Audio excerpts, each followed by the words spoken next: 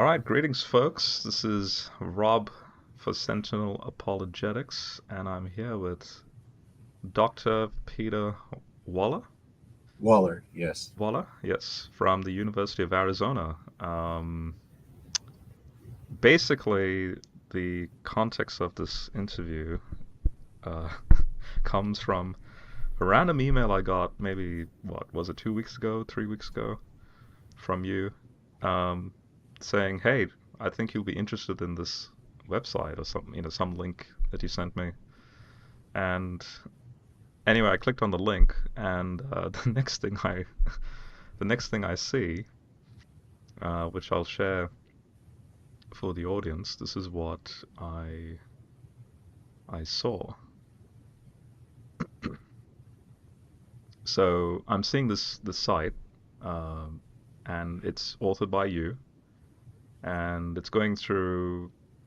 Here's a table of contents. It's going through everything associated with the universe and the history of it and all that stuff.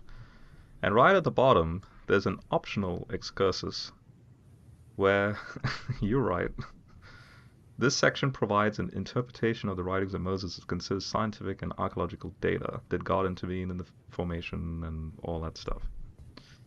And so when I clicked on this, I was absolutely blown away that your engagement with the days of creation is there's just so much overlap. Like I went through all of this, and there's just so much overlap with the musings I've had, and also the interactions I've had with other, say, scientist scholars like Hugh Ross in Reasons to Believe and a few other people, wrestling with the latest findings in science with respect to the Genesis account.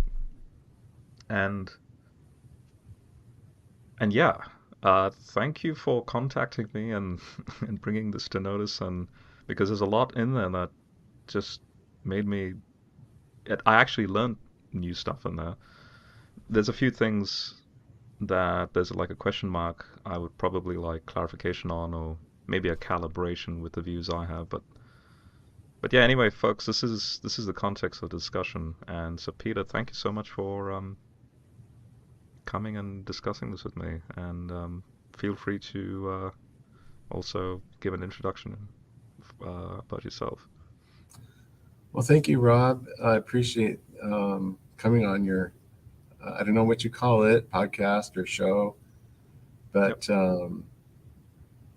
I really was impressed with how you interview people. And also, you said you had a Hugh Ross sort of view of the Bible. So I thought you might be interested in this.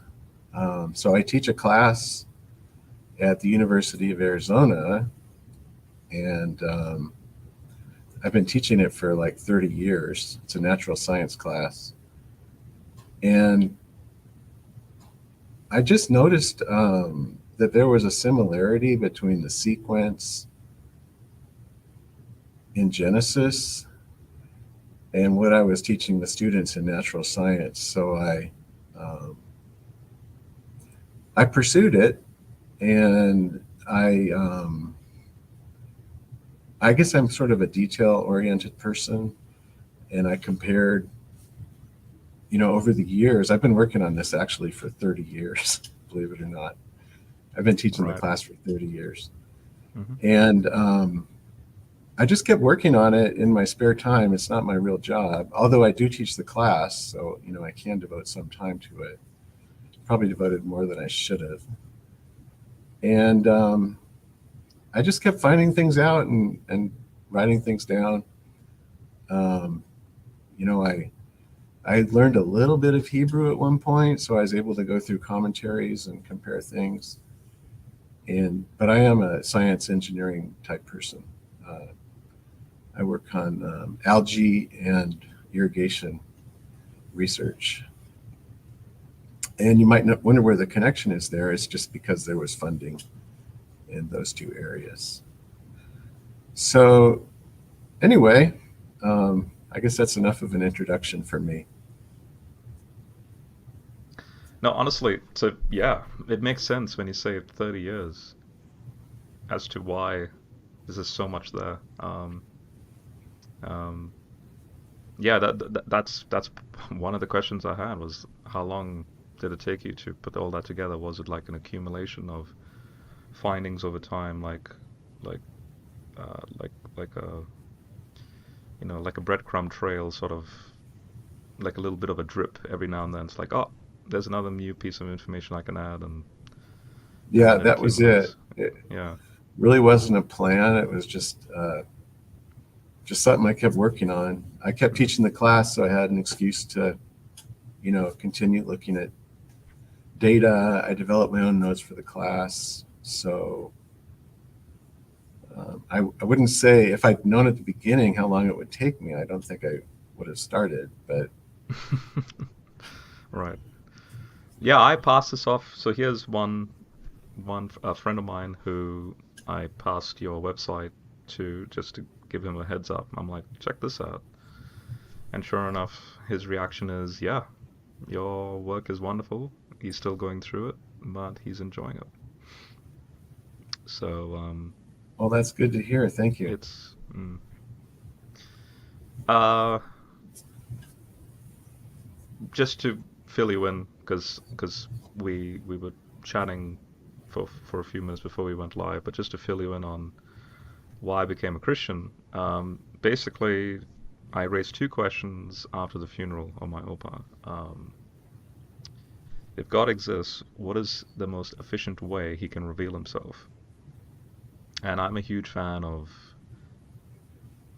alternative type of say movies like say The Matrix, and because they even though it's sort of pop culture and all that, but and the and generally audience reactions is such that they enjoy the action and the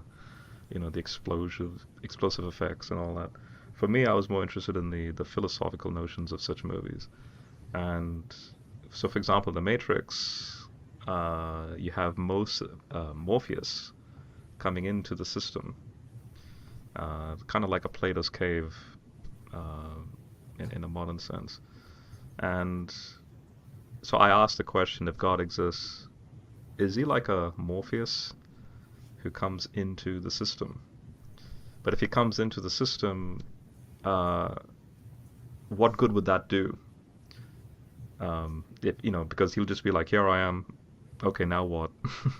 uh, Again, there would be no like, why would I need to pay attention?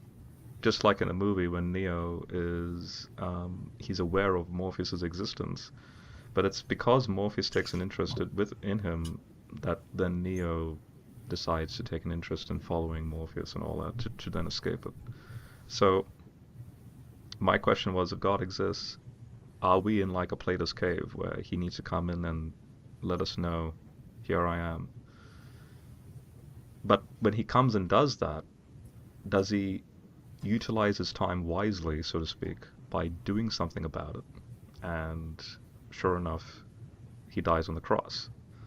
So then my second question was, okay, first question was, what's the most efficient way he can reveal himself? As far as I can tell, he has to do some sort of Morpheus-like lurking around. What's the most efficient way he can solve the question of death and suffering and entropy, the famous Chaos Kampf, um, that German term, the struggle with chaos?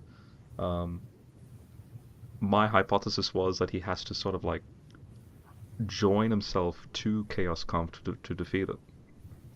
And just like again in the Matrix, we have Neo joining himself with the Matrix to then defeat it. Um, and so, did he do that? And then that started in 2010 with a reasonable amount of certainty. The resurrection of Jesus seems to tick all those boxes, like the Word becomes flesh.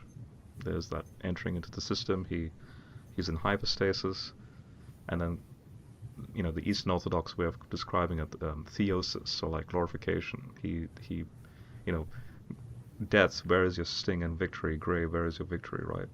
Um, and he defeats it, and then our hope is in that. So that's the reason why I became a Christian. And then once I got that out of the way, I guess I went back again to the drawing board in regards to, say, the Bible as a whole, and sort of like that breadcrumb, drip. Uh, not in a linear sense, but you know, sporadic everywhere in the text. Over time, since 2015, I would accumulate more verification as to why we should trust this thing we call the Bible. I came across Hugh Ross and Reasons to Believe in 2014, a year before I became Christian, and his concordance model really made me go, okay, that's sounds too good to be true. You know, every day, chronologically, with the natural world as we understand it, and the text, this ancient text, and because like by then I was well aware of the ancient Near Eastern cosmologies and all that. But then I guess the first 10 or 11 chapters of Genesis since 2015 has been, believe it or not, has been also my like pet research area, uh, where I've gone in really deep, and even though I'm a layman, but it's like, you know, so for example, your website is just one more thing added in my library list, so to speak, of, like the way I'm researching this particular topic. So, uh, yeah, uh, you have a lot of overlap with people like Carol Hill in Biologos. Obviously, Davidson, he's written two books now. The second book, Manifold of Genesis 1, is he's not going down the concordance route, but he's sort of just giving the manifold sort of layering of Genesis 1, which is technically, ironically, what also I'm arguing for. Um, then there's the Hugh Ross situation, and then I can't help but say Walton and Heiser and all those engineers and scholars who say concordism is not right, but I agree with them as well that we should also look at the text in its ancient Near Eastern lens. So Yeah, I it's this agree with one that. massive, or mishmash of all of that, and your take of it is very interesting. And so yeah, before we continue, like, yeah, that's my background. That's where I'm coming from. If you have any questions, feel free to ask. But yeah, So, what led you to actually accept Christ? Like, what was the defining moment? yeah, that's a good question. I think the defining moment was in Matthew, is it 11 or 13, where he speaks about my yoke is easy, burden is light. Um, because I looked at, again, say the psychology of Paul, the fact that he's persecuting the church, and then he becomes Christian. He becomes Christian not because of some, like what we see mostly today, an emotional response, like, oh, I was sinning and I needed therapy, and Jesus was the one that healed me. And again, I'm not discounting all these testimonies, but it's interesting to see that Christians or people became Christian because of a an argument that was being raised, um, and then their reflection on that argument. And Paul, what I found interesting about Paul, which I'll connect back to the yoke is easy bit, but he said, in Galatians 3, he picks up on the reason why he was persecuting the church. That how can you claim that God becomes man and then dies on a tree when the Torah says that cursed is a man by God who dies on a tree? So God becomes man and curses himself. This is blasphemy. And then that's why he's being very like aggressive, and he's, in other words, he's being a faithful Jew. He's because there's a lot of faithful Jews in Israel's past that were very sort of patriotic for their religion. So like the Maccabees and prior. Um, But then when he has that Damascus Road experience, and again, when Jesus approaches him, it's not like Paul, oh, you've arrived. I found a solution to my problems in life. No, he's just like, who are you, and what is this? And he goes away for a couple of years, and he sort of like rethinks the whole worldview, and then he comes to the conclusion, back again in Galatians 3, he comes to the conclusion, yeah, I know about that verse, curses a man who's hung on a tree, but he became a curse for us. And those two words, for us, like that's the reason why I became a Christian. And so then it's because of all those data points, and then, evidences for the empty tomb and the resurrection and the crucifixion, that when Jesus passes that remark, my yoke is easy, burden is light, I'll give you rest, then it becomes very personal. There's that Morpheus moment, like when he's phoning Neo and he's like, I'm right here. uh, Even though Neo's still kind of blown away by the data points about the Matrix, but the point is, Morpheus, yeah, he sees Neo's like, this is too much info to take in for that moment, but he's still very gracious. So it's in that, it's, even though I've read that passage so many times, but um, this is like middle of 2010 where I finally went, okay, you are, I want to see where this goes. Um, I'm going to have you as the means by which, say, the burdens of whatever I am in this life, um, I'll lay it at your altar, so to speak. And How much of yeah, the like for me, it was really Christ, focus on Christ, that I mm, became a Christian. And it sounds like it was the same for you, but um, how much of this Old Testament type of study was important to you in becoming a Christian, or was it something after you became a Christian?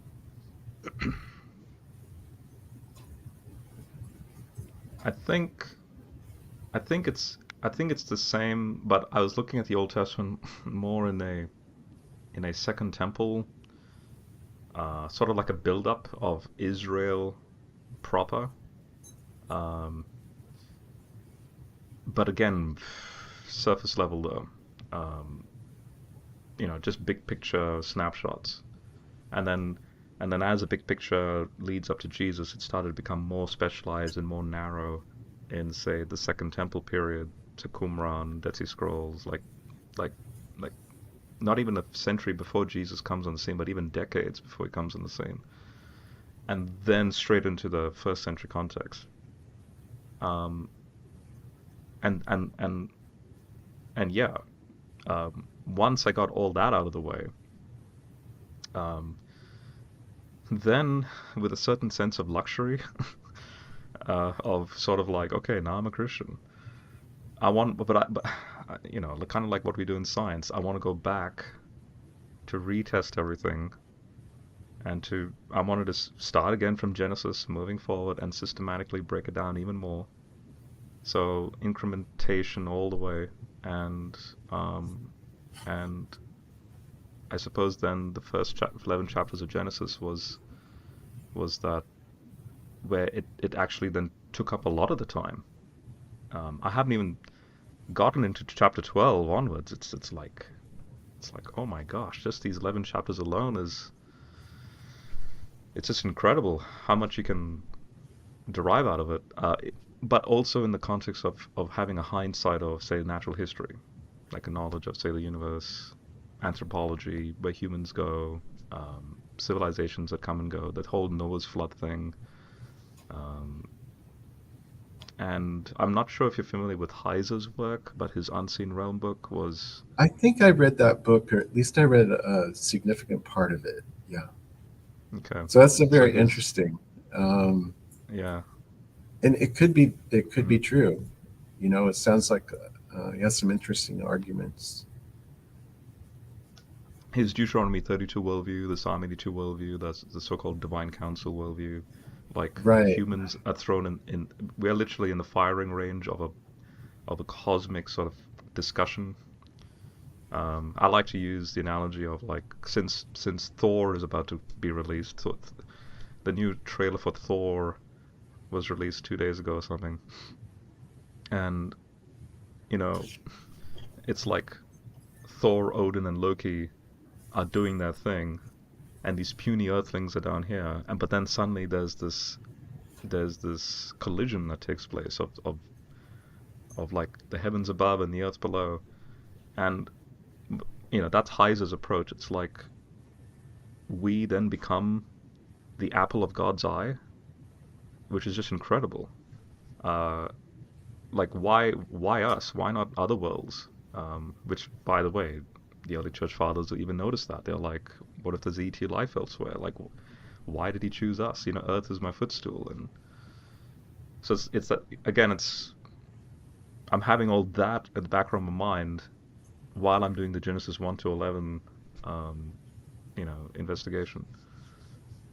So yeah. Well, I guess for me, I just kind of gradually got into this. It wasn't part of my spiritual experience, but what happened was I did struggle with faith somewhat. I wasn't from a Christian background, and the funny thing that happened to me through this is I don't feel that I need faith anymore because it's just facts and I just believe it. I don't struggle with faith. So that's been the biggest impact on my life is it's not really dependent on an emotional experience, but it's like you said, people used to be converted because they were convinced of something. I think before the 19th century, at least that's my understanding, that was the norm. And um, that's how I feel. I feel like I just believe it. But don't forget faith. The Greek word for faith means trust, and Well, I do you know, have faith, but I just don't feel like I struggle with faith. yeah, because faith is not blind. Like again, online when I see atheist interactions with Christians, immediately they'll jump to like Hebrews 11 and see, doesn't it say faith is about seeing things that you can't see? Oh no, having faith in things that you can't see. And but when I again, this is just a little bit of a tangent point, but when I do a word study of pistis in that passage, it actually comes back full circle to the first chapter of Hebrews, where it starts off by saying that God, in fragmentary ways, revealed himself, but now more fully, he's more fully expressed himself in his Son, who's the apokosma and the hypostasis of the universe. And so when you go back to Hebrews 11, then when it says to have pistis, curiously, the word hypostasis, or the word hypostasis, in chapter 1 is again used in chapter 11.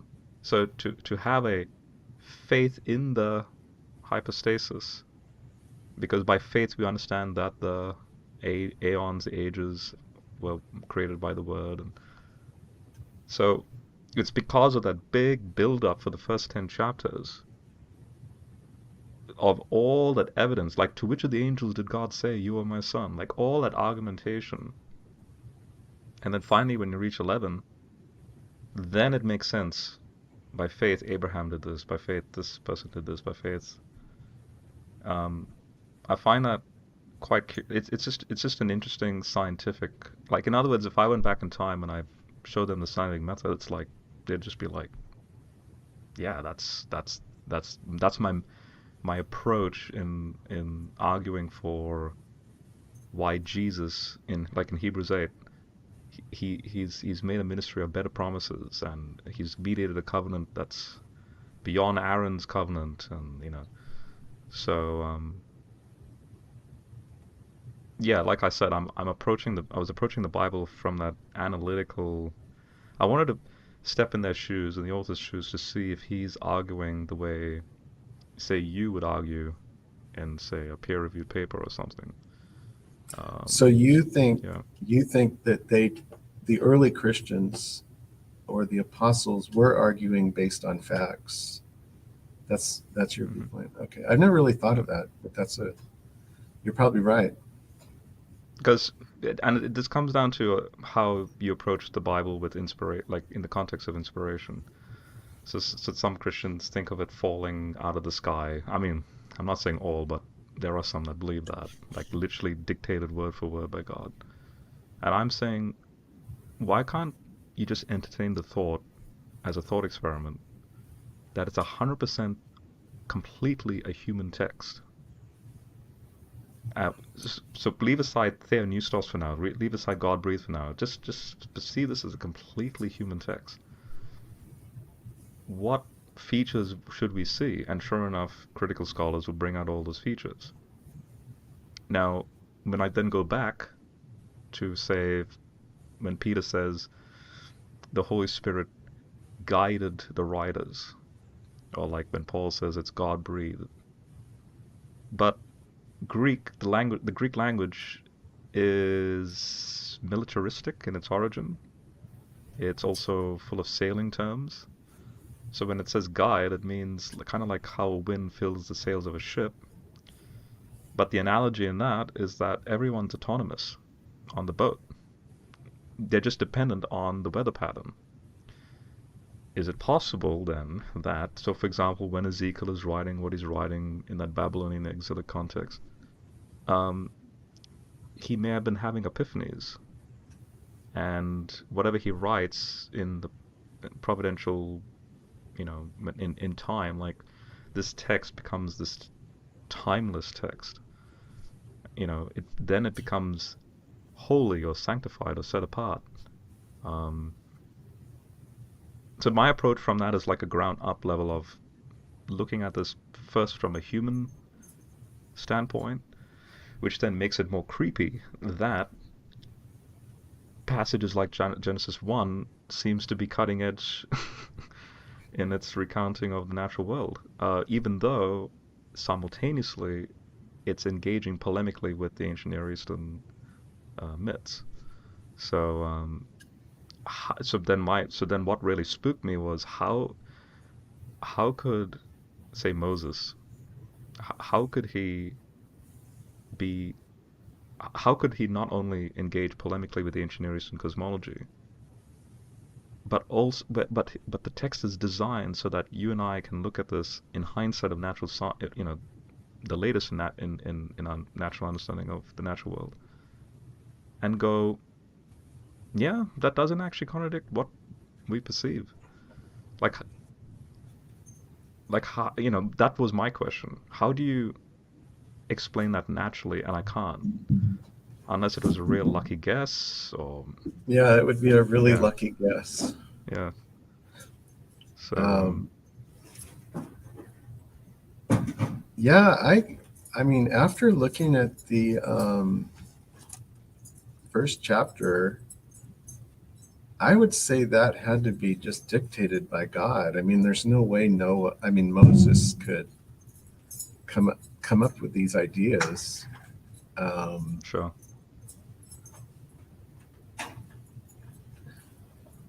so yeah, in that passage, I mean, there's no way a human would have the sequence of natural history correct, or even some of the details. I mean, hmm compare it to the myths of the time where there was scorpion men and whatever. Right. Um, it's I don't see any other way than it had to just be dictated, that first chapter. Hmm. I don't think Moses anybody could come up with it in their mind. Um, but I agree with you about for example, the arguments of Paul, they seem like Hmm. logical arguments going through someone's mind. Somehow, I have a very high view of Scripture, like it's all inspired by God in some way or another. Um, but so I guess I'm somewhat, I'm very high on this, very aligned with the side of divine inspiration of Scripture. Hmm. And I realize everybody probably that is associated with your show is. Um, Just to clarify, I don't perceive. I keep bringing up the Matrix here, but this is where I'm using the Matrix here to not fall into this understanding of inspiration, and that is, for example, when Trinity needs to fly that helicopter, and she's like, "Tank, you know, quick, I need to fly this," and he's like, "All right," and he puts in a CD where he downloads the instructions of how to fly that helicopter straight into her mind, and then she's like falls into a trance, and then a few seconds later she's like, "All right, let's go." Um, so in other words, do you believe, or have you believed that, say, when Ezekiel was writing, where he's like, "I was by the rivers of Shabar, and then I'm seeing these four faces and the cherubim and the wheels, and which is all Babylonian iconography."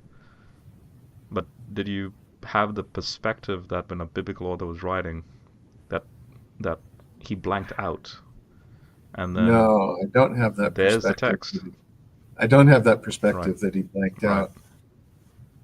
And so I do think that as human authors, we're interacting with this. Um, there could be a few mistakes. I do believe scripture has been changed here and there, you know, Hmm. um, by certain people at certain times for certain reasons. Hmm. Um, but like I read this as, and I know this might not be a popular viewpoint, but I would read the first chapter of Genesis like I would read a science book, like it's Hmm. it's Hmm. right. Hmm. And I there, would it's just say I not. would say all the way through.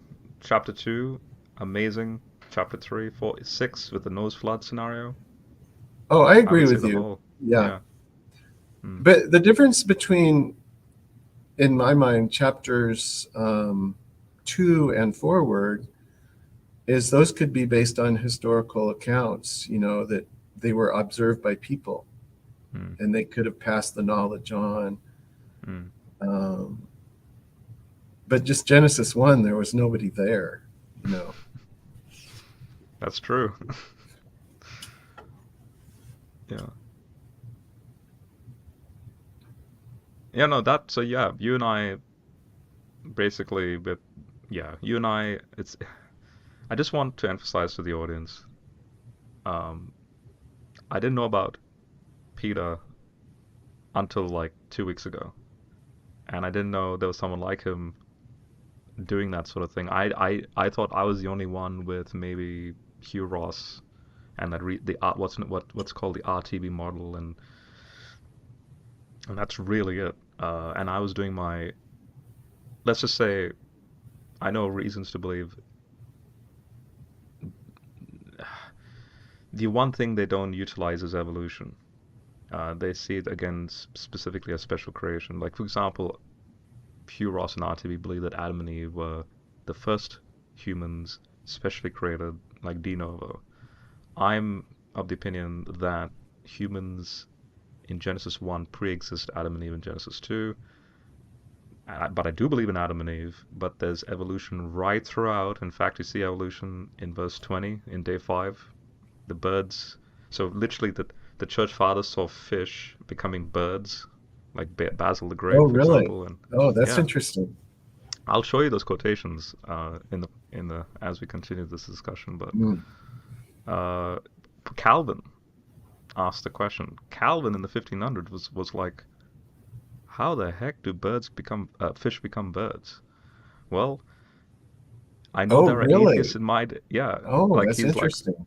there are And atheists in my day making a mockery of this, and I can't explain it, but somehow, yeah. yeah, and how did invertebrates become insects? I mean, if you Mm, or aquatic invertebrates become insects, mm, because I think that's implied just as much as fish becoming birds hmm. in Yeah, verse 20.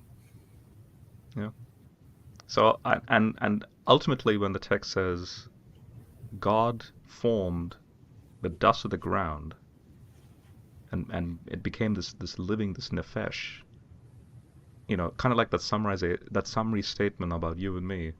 Yeah, we are formed from, to use scientific terms, stardust, uh, and we have become animate, which is what nefesh means. It's this animation.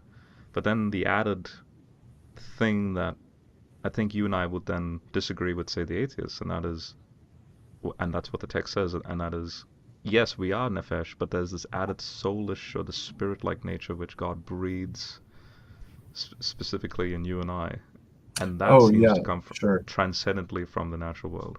Yeah, Yes, I think that is yeah. one case where God intervened um, in making, because like no evolutionist or biologist would argue that humans became eternal and spiritual through biological evolution, you know. Mm, So I think that is the point at which God intervened.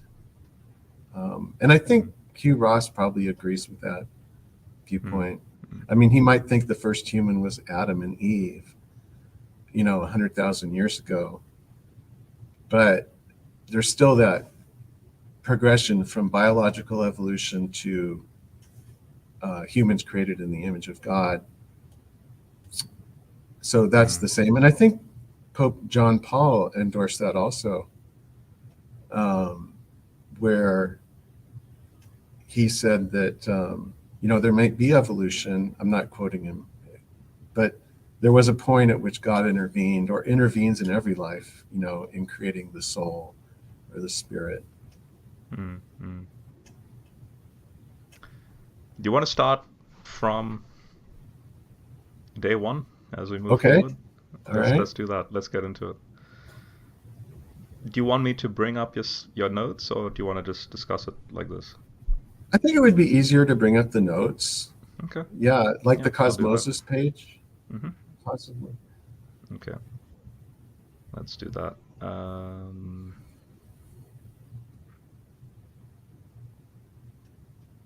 Okay. I suppose this is like you can click on these links, but Yeah, I just this is changed this. Actually, I hadn't changed it in a while, or looked at it in a while. Um, okay, I'll click on that, so and let's go down to,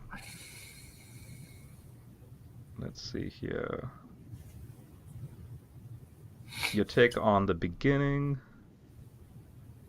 and specifically down here is where, oh no, it's on the next slide actually. Um, that I might have a slight disagreement, but okay, uh, maybe, and maybe no, maybe this is it. So explain your like how do you approach Genesis 1:1 and also verse 2, and yeah, let's go from there. okay. Let's do that. So maybe scroll up just a little bit. So, Over here on or this. to the beginning, the first part of that. Yeah, Yeah, I'll there just we go. explain what I did here. Okay. Um, so I have students taking my class, and I just tried to make it as simple as possible by making um, these interpretations where the black is the original text and the orange is what I add. Mm-hmm. So I think that's an easy way for people to see the main message. It's sort of like the elevator speech, Mm. where you try to make it as simple as possible. Mm-hmm. So That word, the beginning, can mean the beginning phase. I'm sure you probably know that. Yep. Um, and so, It's not the absolute beginning. yeah, it was like the Yeah. beginning phase of Nimrod's empire was 5 cities, that kind of thing. Yep. So now this might be hard for people to take, but the beginning phase was 9 billion years long. Um, and if you look at the part of this is the optional part of the course the students don't have to look at, right? Hmm. It's just completely optional. But if you look at the main notes, there's a long chapter on what I'll was go there right now. involved. Yeah, if you go Yeah. to Oop, I'll just click on that. So there's number one, history, structure. yeah, click on that one, and then if you scroll down to go down a bit, this is what the students see. A little bit farther, expansion This one. Yep. 1-8, yeah. Mm-hmm. And there's so much involved in the universe expanding for 14 billion years. Mm-hmm. Beginning with quantum fluctuations before inflation, and then inflation, which enabled the subsequent expansion in several ways. And then the first 60,000 years, the universe expanded by photon pressure, then kinetic energy of matter and dark matter moving in the universe, and finally dark energy. And it was all seamless. Like, as one decreased, the other increased at the same rate. Mm-hmm. And so there was this constant um, expansion energy that kept the universe expanding at a constant rate. If it had ever changed in those transitions from the balance, the universe would have expanded uncontrollably or collapsed. But it Mm. it was just maintained constant with these actual forces. I mean, when we think about the universe expanding, we don't realize that it was actual forces causing the expansion at certain times, counteracting gravity perfectly Mm-hmm. over like 20 orders of magnitude difference, uh, because gravity's decreased so much because the universe is so much bigger. Mm-hmm. So, that's really an amazing thing that we have the heavens. It's really the greatest fine tuning, I think. When scientists, physicists give fine tuning examples, this is the biggest one. Mm. Lawrence Krauss, I think, gives it what 10 to the 122nd power or something. Well, there Um, was this drop in energy, expansion energy, after inflation by 110 to the 120th power. mm.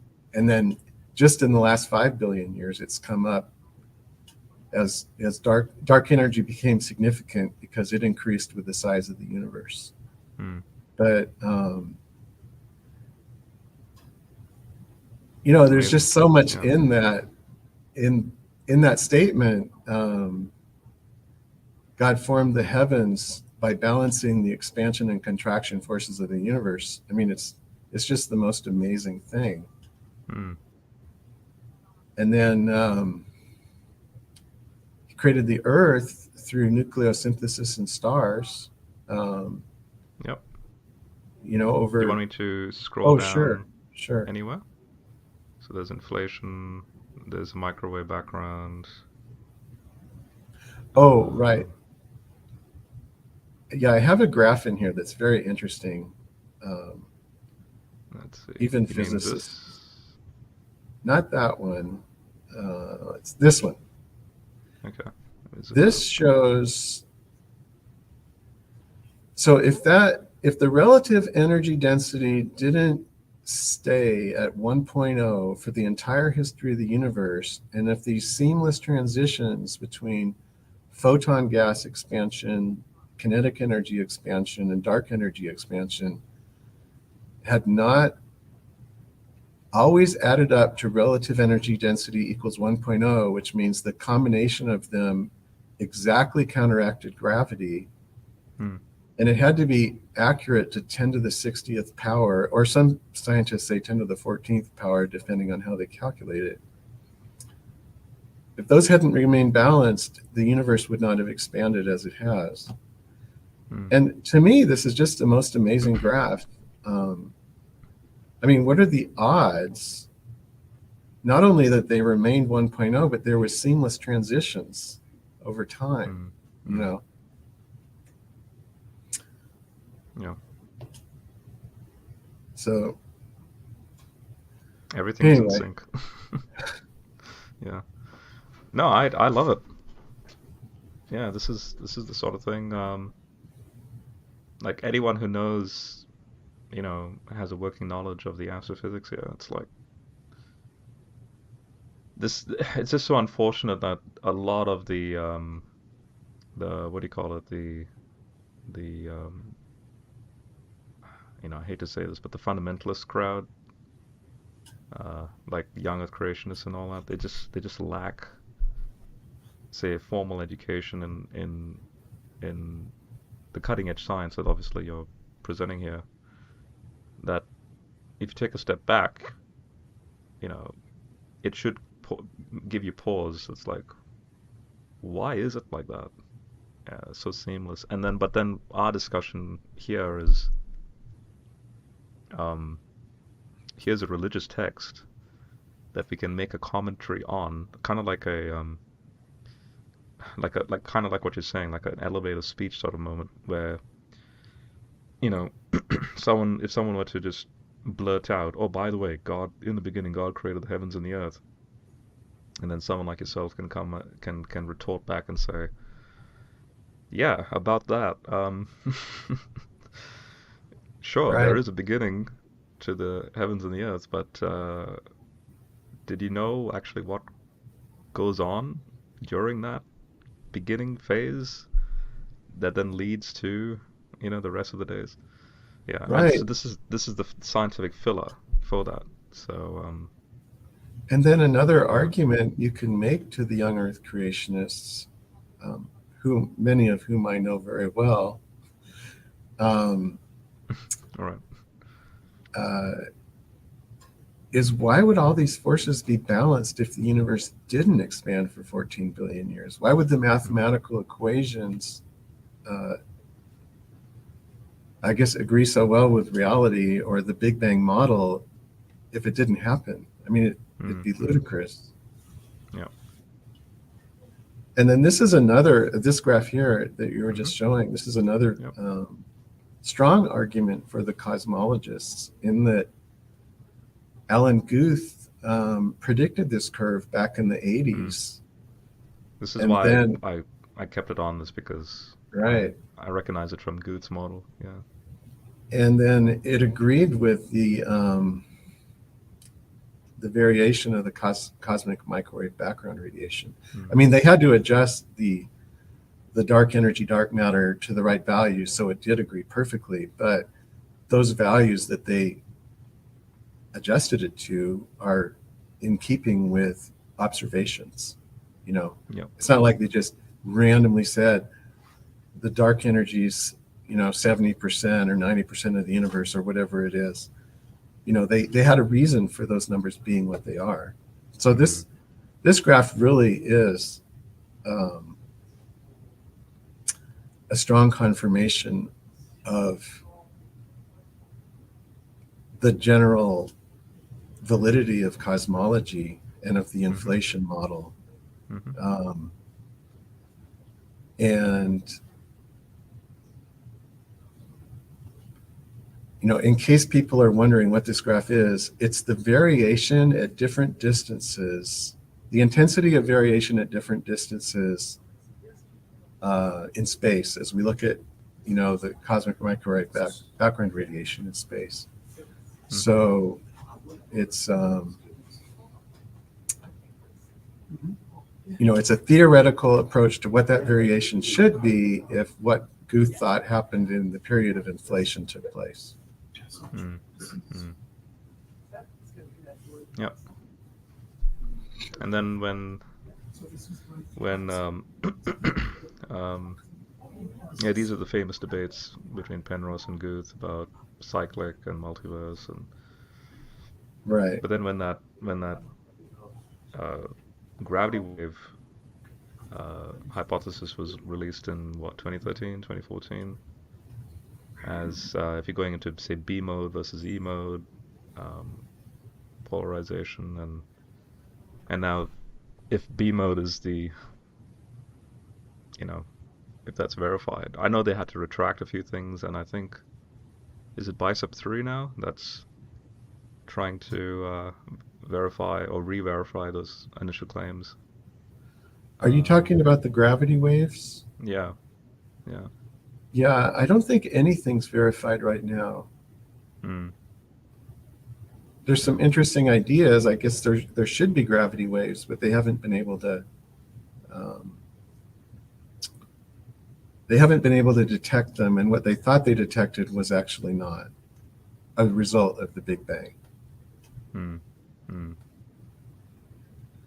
yeah.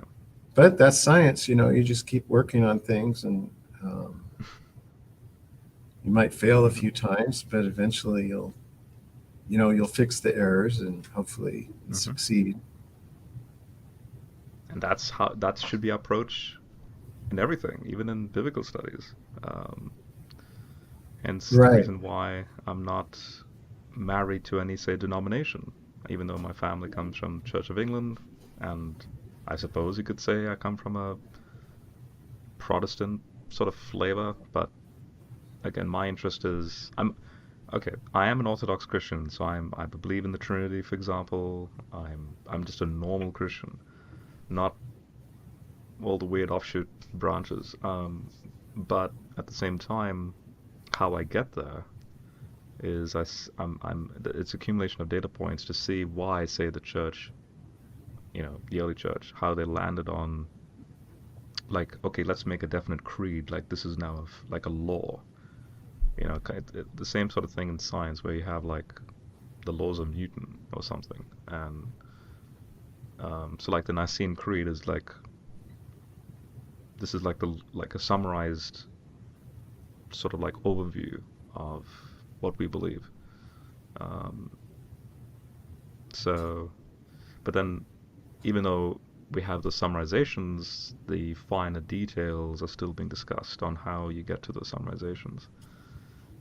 And Yeah. yeah. Well, I agree with you.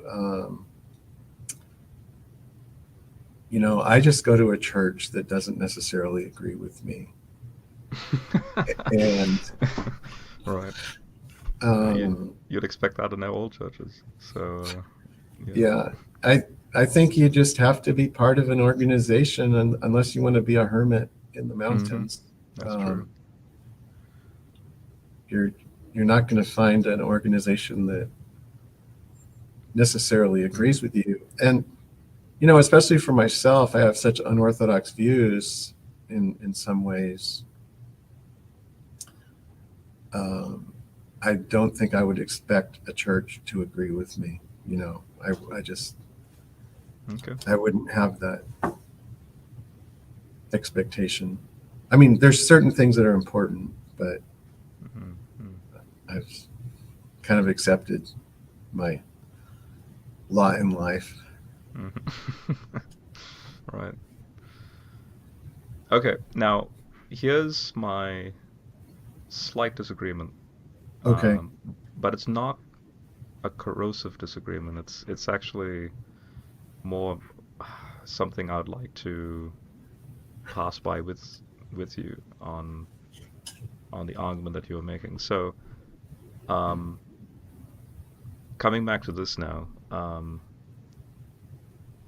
the fact that you're dividing the word heaven and earth, or heavens plural and earth, between the two, like I would agree with you on this ultimate argumentation here that you have the phase of the universe, and what this is that through the fine tuning of expansion and contraction forces, and hence by the time you reach the Earth 9 billion years later, that's the from the result that's the result of the formed elements through nuclear synthesis and the Big Bang, and obviously you know, it's not just a Big Bang because it starts off with hydrogen. So you have stars and supernovae that basically make the periodic table of elements, and then you have the the argument that now the Earth can be formed. And so then after 9 billion years, the Earth was floating as particles of dust in a formless and void dark molecular cloud.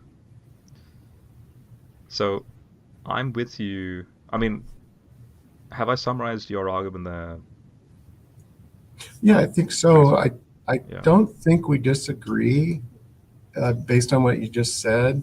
No, I'm repeating what I'm presuming you're arguing. Oh, okay. Yeah. Okay. So you would say that's what you'd argue. Yeah. Yeah. Pretty Yeah. simple. I mean, it's just, Yeah. So I yeah. I I would agree. I would agree with all this, except the first thing I would do is in my model, um, I would not divorce the word heavens and the word earth in that sentence, because again, I'm being informed by the linguistic grammar rules of ancient Hebrew. In other words, if I'm going to come at this using the model of concordism, I don't want to suddenly start dissecting words where then I start to just read everything and anything into the text. So, just to give you an analogy here, if you take the word butterfly and and then I did this approach, I could easily go, oh, butterfly. Yes, it's one word, but it's a compound noun, but it's actually two words, butter and fly. And then, oh, but butter. Oh, butter has all these other definitions to it, and a fly obviously can mean a lot of things, even a little insect. So maybe I could argue and say a butter that flies, or a fly that's buttery. Notice it's because I've divorced the two words. Now I can run with whatever definitions I want. And then, even though I'm explaining accurate real world things about butter and flies, I'm not actually discussing the butterfly. Um, Now that analogy, I want to also say that analogy doesn't ruin your argumentation. So my model is that the phrase heavens and earth is ancient Hebrew for what you and I would say the universe. Well, I actually agree with you because I think the heavens and earth was the same thing because it was all in the dark molecular cloud. Oh, you there? Yeah. Yeah. So, do you hear me?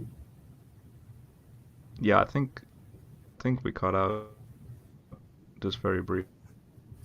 Oh, okay, great. Can you hear me? So I agree with you. I think the heavens and earth is the same thing, and it's all in the dark molecular cloud. Am I coming very blurry too? You're a little blurry, yeah. You I'm look just better wondering. now. Oh, now you're blurry. Okay. Okay. Just wondering what's going on here.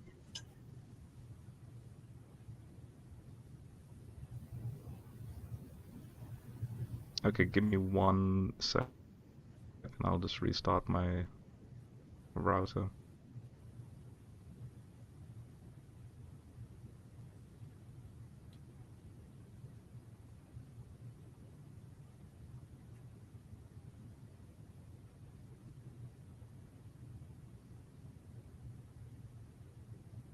Okay, should be back now, more fully. Okay, good. Um, so maybe I can Okay. ask you to help me. Do you hear me? Mm-hmm. Yep. Oh, great. I think you can probably help me because you probably understand this better than I do. Um, so what you're saying is what I believe is what how I interpret it. because I think the heavens and earth were the same thing. They were both in the dark molecular cloud because I think the dark molecular cloud formed the solar system, which included the heavens and the earth. So now I wasn't aware that in the Hebrew they're the same thing, or that part of the same entity, heavens and earth. Well, that But phrase, in fact, Earth, just to clarify, like Earth in Ugaritic literature and ancient Near Eastern literature, the Eretz, the Earth, mhm. can also mean the underworld. So, for example, uh, let me just show you a paper just to show you where I'm going with this. So here's a paper by Scott Neogle. He's a Hebrew studies professor guy. And the title of the paper is, as you can see here, God of Heaven and Sheol, the Unearthing of Creation. So literally, you could literally translate, according to his argument, you can translate the verse as saying, in the beginning, God created the heavens and Sheol. Now, what he's saying is, because the phrase heavens and earth is a merism to mean the totality of everything, kind of like how butterfly are two words joined to mean the one thing, this thing we call a butterfly. So as far, kind of like when God says, as high as the heavens are above the earth, and how Sheol is like this underworld, this watery chaos in ancient Near Eastern thinking. So in other words, it's not just the earth. It's in that ancient cosmology, their perception is that the void that you're talking about is this pre-existing watery chaos, and it's all dark. And then in this watery void, suddenly a bubble of existence emerges. Like literally, this expansion, this bubble just like comes from nothing in this void, and then landmass appears, and then obviously then you have the canopy with the waters above and the waters below, and then Sheol is underneath this landmass, and when the text says things like God, like there's waters above the heavens and God walks on the waters above the heavens. And so that's the ancient Near Eastern cosmology at play here. Mhm. So where I'm coming, where I'm going with this is that heavens and earth mean, if I was to concord this, I would say heavens and earth means from the Planck epoch till today. All of this, you and I, your library, me, this microphone, everything started in the beginning when God created, when He barad. Therefore, here's my disagreement with you. My disagreement is that when you say um, that after 9 billion years the Earth was floating as particles of dust in a formless void, and so on, my disagreement is that I believe the Earth is already has already formed 4.5 billion years ago. Um, in verse 2. So Genesis 1:1 is from the Big Bang up until the formation of the planet, where it's already there orbiting the sun. So between verses 1 and 2, it's the 9 billion year range. And then when it says that it's dark on the surface of the waters, I'm saying the Earth is already a water world. And there's a thick cloud layer that's blanketing the sun, light that's penetrating through. Um, that's where I'm going with that. Because I see where you're going with it, because you're divorcing heaven and earth as two separate things to give that chronological account, and I'm saying the science is correct, but at the same time, I'm trying to wrestle with not scissor cutting too much the words. I'm trying to stay as faithful to the original, say the grammar and the rules of the text, and then look at it chronologically through that as well. Mhm. Um, yeah, yeah. Well, I guess I would say that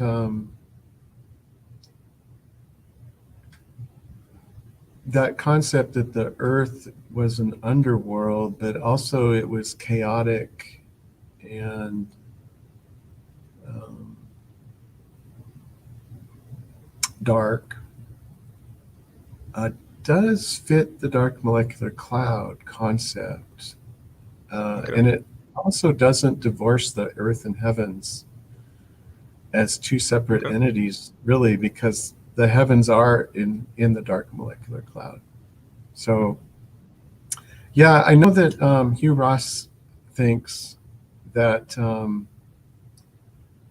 the Earth was a solid Earth at this point.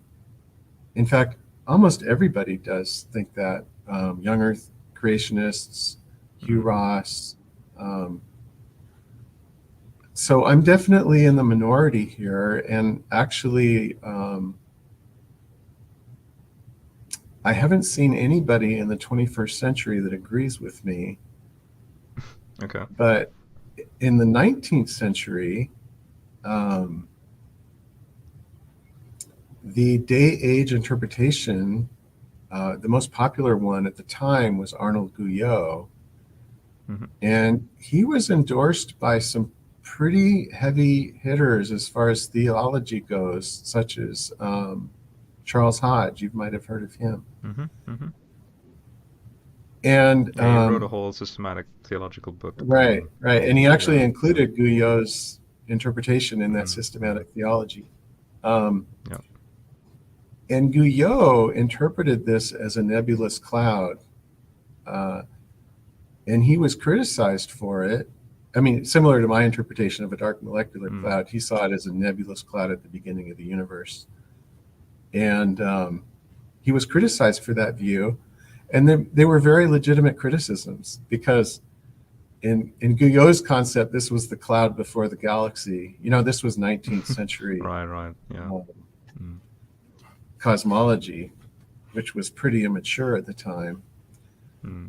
And so the criticisms of Guyot's cloud at That the was pretty beginning bad. of the universe Yeah. were that there was no water, there was no earth, and um, there was a few other things I've forgotten. Uh, but I talk about those in the website somewhere. I don't remember where. Okay. Yeah. Those Good. criticisms, but they're all addressed by 21st century science because the dark molecular cloud does have earth, does have water, um, But and not it in the final form that it is now, per se, right. or It's the not in final the form in final the sense form. even say in the Hadean epoch, in that form at least. You're saying the ingredients are already there in that molecular cloud context. Yes. Yeah. Yeah. But then you see what I'm so where I'm coming at this from is the arets of verse 2, the earth of verse 2 is not the earth of verse 1. I'm saying that phrase heavens and earth is a very special Hebrew phrase just to mean universe. So I could translate one verse 1 as saying, in the beginning God created the universe. Then verse 2 says, oh, and by the way, when the earth was unformed and desolate, with the surface of the ocean depths shrouded in darkness, God's Spirit was hovering over the waters. So I'm saying suddenly there's a jump 9 billion years where we have the Hadean epoch in quick succession. Hadean epoch, then the water world, which is the late heavy bombardment where there's an influx of watery comets and so on. And then the spirit that's hovering over the waters is when life is generated in the early oceans. Um, that then uh, that cyanobacteria is what terraforms the earth so that now sunlight can come through. So when God says, let there be light, it's because the thick cloud layer, has then become translucent enough. So now there's an alteration of day and night because the earth is already orbiting the sun anyway in verse 2. So I'm saying verses 2 and 5 is from the Hadean epoch onwards. Um, that's my model. You mean days 2 to 5? I mean, verse 2 to 5 in day 1. Oh, Yeah. verse 2 to 5 and day one. Okay, got it. Is from the Hadean epoch onwards. Yeah. Right. Yeah. Um, well, I think that there's a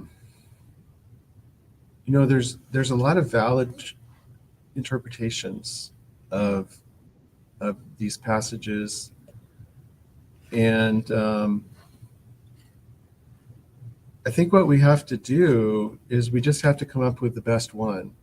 You know, Mm-hmm. um, we're not smart enough to know like all the what's the proper way to interpret every verse, and um,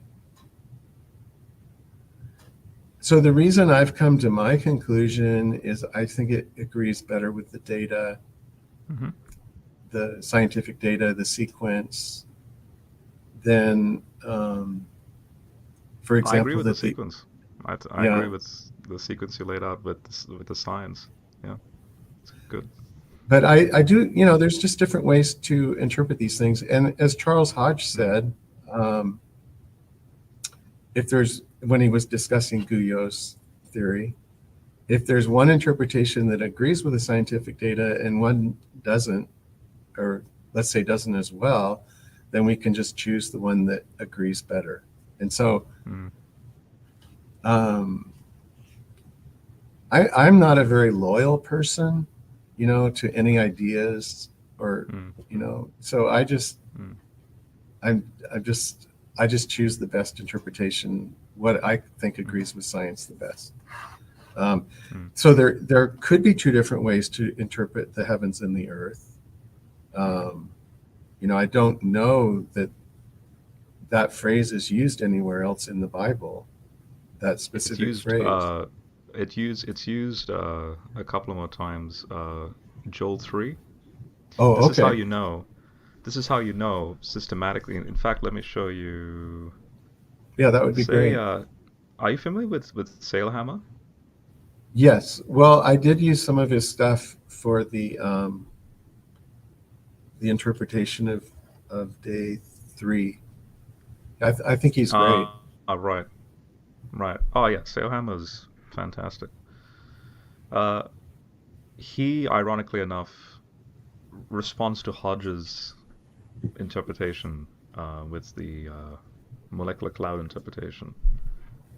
So he, Oh, really? let's see, yeah, in his Genesis commentary for it's the if I go to this is the what's known as Expositor's Bible commentary. This is it's Zondervan, it's Tremper Longman, David Garland. These are top scholars, and like this is a high level, very good, like faithful scholarly commentary on Genesis. And Sailhammer does a fantastic job saying the sun is not created on day 4, for example. He argues the sun already exists in day 1. Hmm. Um, but he then emphasizes that, so here he goes into like Sheet, it doesn't mean in the beginning, it just means long ago, sometime in the distant past, God creates, the heavens and the earth. And then he clarifies and says, where is it down here? Here it is. So the phrase, now here's the phrase in Hebrew. So notice the plural ending for heaven. It's the I am ending. So it's the heavens and the arets, the ha-arets, the earth. So that Hmm. phrase is a figure of speech, merism for the expression of totality. Its use in the Bible appears to be restricted to the totality of the present world order and is equivalent to the old things in Isaiah 44. But what I find curious is that he goes, particularly important to notice is that its use elsewhere in Scripture suggests the phrase includes the sun, moon, as well as the stars. So when you go to Joel, and I zoom in on this, when God says, the sun, moon, the sun and moon will grow dark and the stars will stop shining. So then you have what's known as in Hebrew poetry, you have like a repetition of so from the prior verses, it repeats again in a second way in the next verse. So the first statement is sun, moon, stars. Then there's a repetition of that. The heavens and the earth will shake. So that phrase, heavens and earth, mean to an ancient Hebrew, sun, moon, and stars. You and I, as English speakers, will think, but hang on. the Earth is not the sun or the moon or the stars. But that's if you were to disconnect heavens and earth because we're reading it in English. But in ancient Hebrew, this phrase means the universe. So, in other words, the sun, moon, and stars will grow dark, and the stars will stop shining. Oh, and by the way, the universe will shake because the sun, moon, and stars are part of the universe. Um, so that's where I'm coming from with verse one. I like where you're going with the science, where you're showing the chronology. And I agree with the science. All I'm saying is, I would use your science as a transition between verse 1 and 2, and then go straight to the Hadean epoch from verse 2 onwards. That's where I'm coming from. Right. Yeah. Well, I guess I don't really think you've contradicted my interpretation because I view the heavens as the solar system, Hmm. you know, and it's all in the dark molecular cloud. So Okay. I appreciate what you said, and I didn't know that. Um, Oh, I but forgot to show you. oh, Sorry, I forgot to show you. Sale Hammer's quick comment where he oh yeah, I says, really want to see that actually. yeah, yeah. If he He has a sends it. commentary on Hodge. Oh, that's in the very next verse, in verse 2, where he goes. Let's see. He goes, formless and empty, or without form and void, often leads to an understanding of the description of the earth as a chaotic amorphous mass rather than calling to mind an uninhabitable stretch of wasteland, a wilderness not yet inhabitable for humans, as is suggested here in Genesis 1. And so then he's like, at a popular level, this translation is likely to conjure images of the earth and universe in its primeval stages, much as the view of the origin of the universe in the physical sciences conjure images of a mass of cooling gases whirling through space. So he goes to the Schofield Bible reference, an original formless matter in the first stage of the creation of the universe. Um, what's interesting is when you go to the Schofield Bible, that in it, in itself is going back to Hodge's argumentation. Um, Oh, okay. yeah, Now, did the Schofield Bible have the let's see, they had a specific interpretation in there. I don't think it's the one I agreed with, right? What was their interpretation? It there's might have been like the gap theory. There's a gap. There's a the primeval gap theory. evil, Okay. Yeah. like there's like evil rebellion between verses Right, one and right, two, and yeah. I disagree with that. No scholar believes right. in that. Yeah, yeah. All I'm saying is there's a transition. It's like a it's like an introductory statement. Like long ago, everything you see was created by God, but not in an instant of time, but over a vast period of time. So it comes from nothing. That's the bara there. But because Bereshit is open-ended, and because the heavens and earth is a phrase to mean the totality of everything, that means this has a powerful concordance polemic to say, to use say evolution as well. All of this ultimately has its origin from nothing, but it's come about from a long period of time. So it's kind of so that's how I see verse one, and then verse two is like, okay, let's go straight to the beginning of say the earth, its early conditions going down. Um, Hmm. yeah. Yeah. So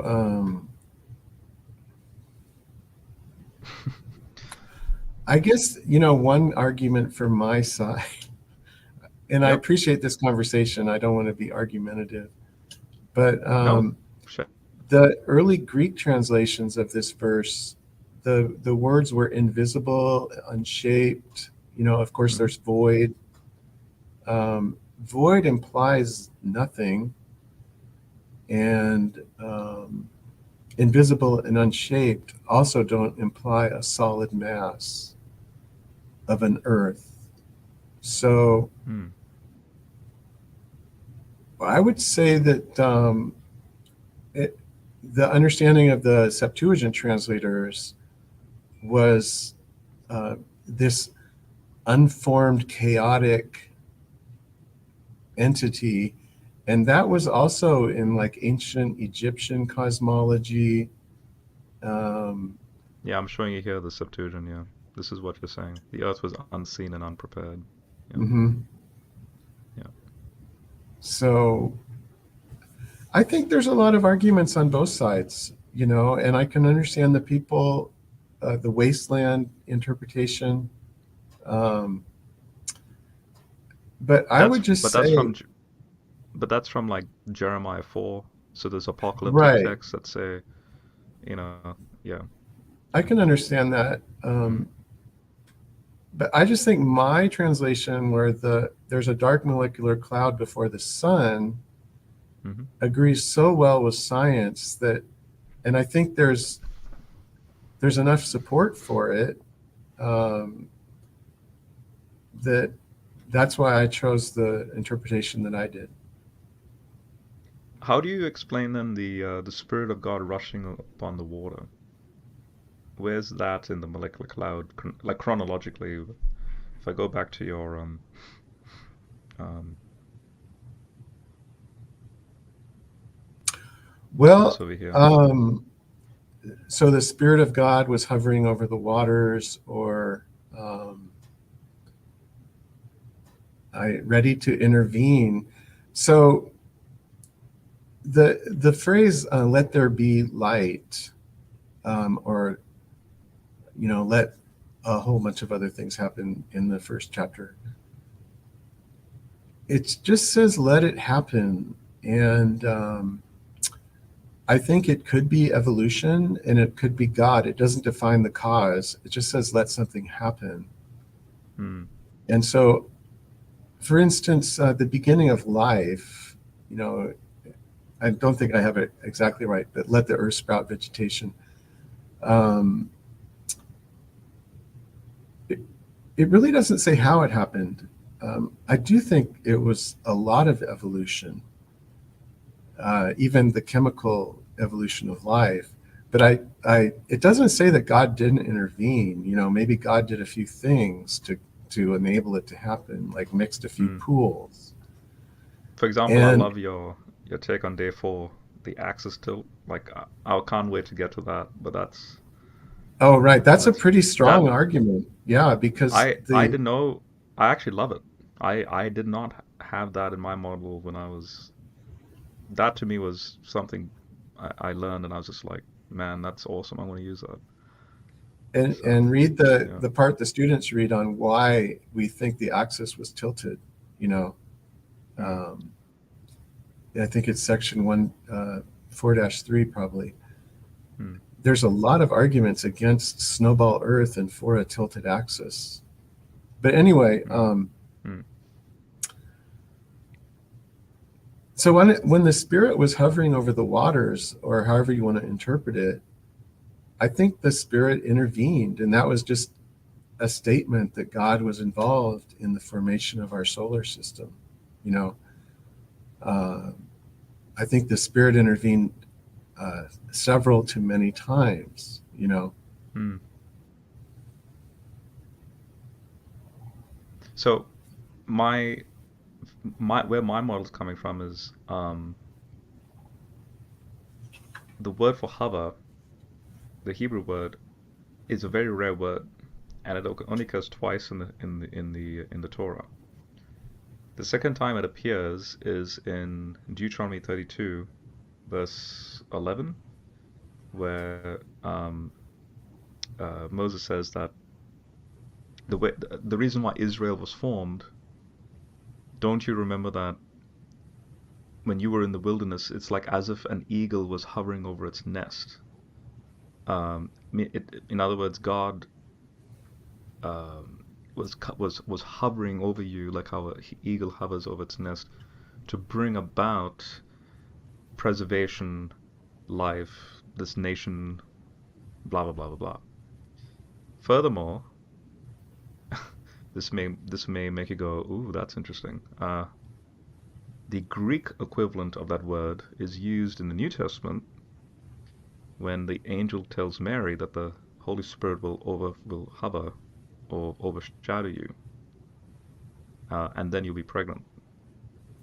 And so, what I find interesting is that then when you go to say the patristics, so for example, I came across one patristic, Ephraim the Syrian. He says, based on my understanding of what Luke says, that the Holy Spirit will hover over Mary, I'm of the opinion that back in the creation story, the Holy Spirit was fertilizing the waters to grow life, because then that life will then generate into day three, which is the plants, and then day five, you know.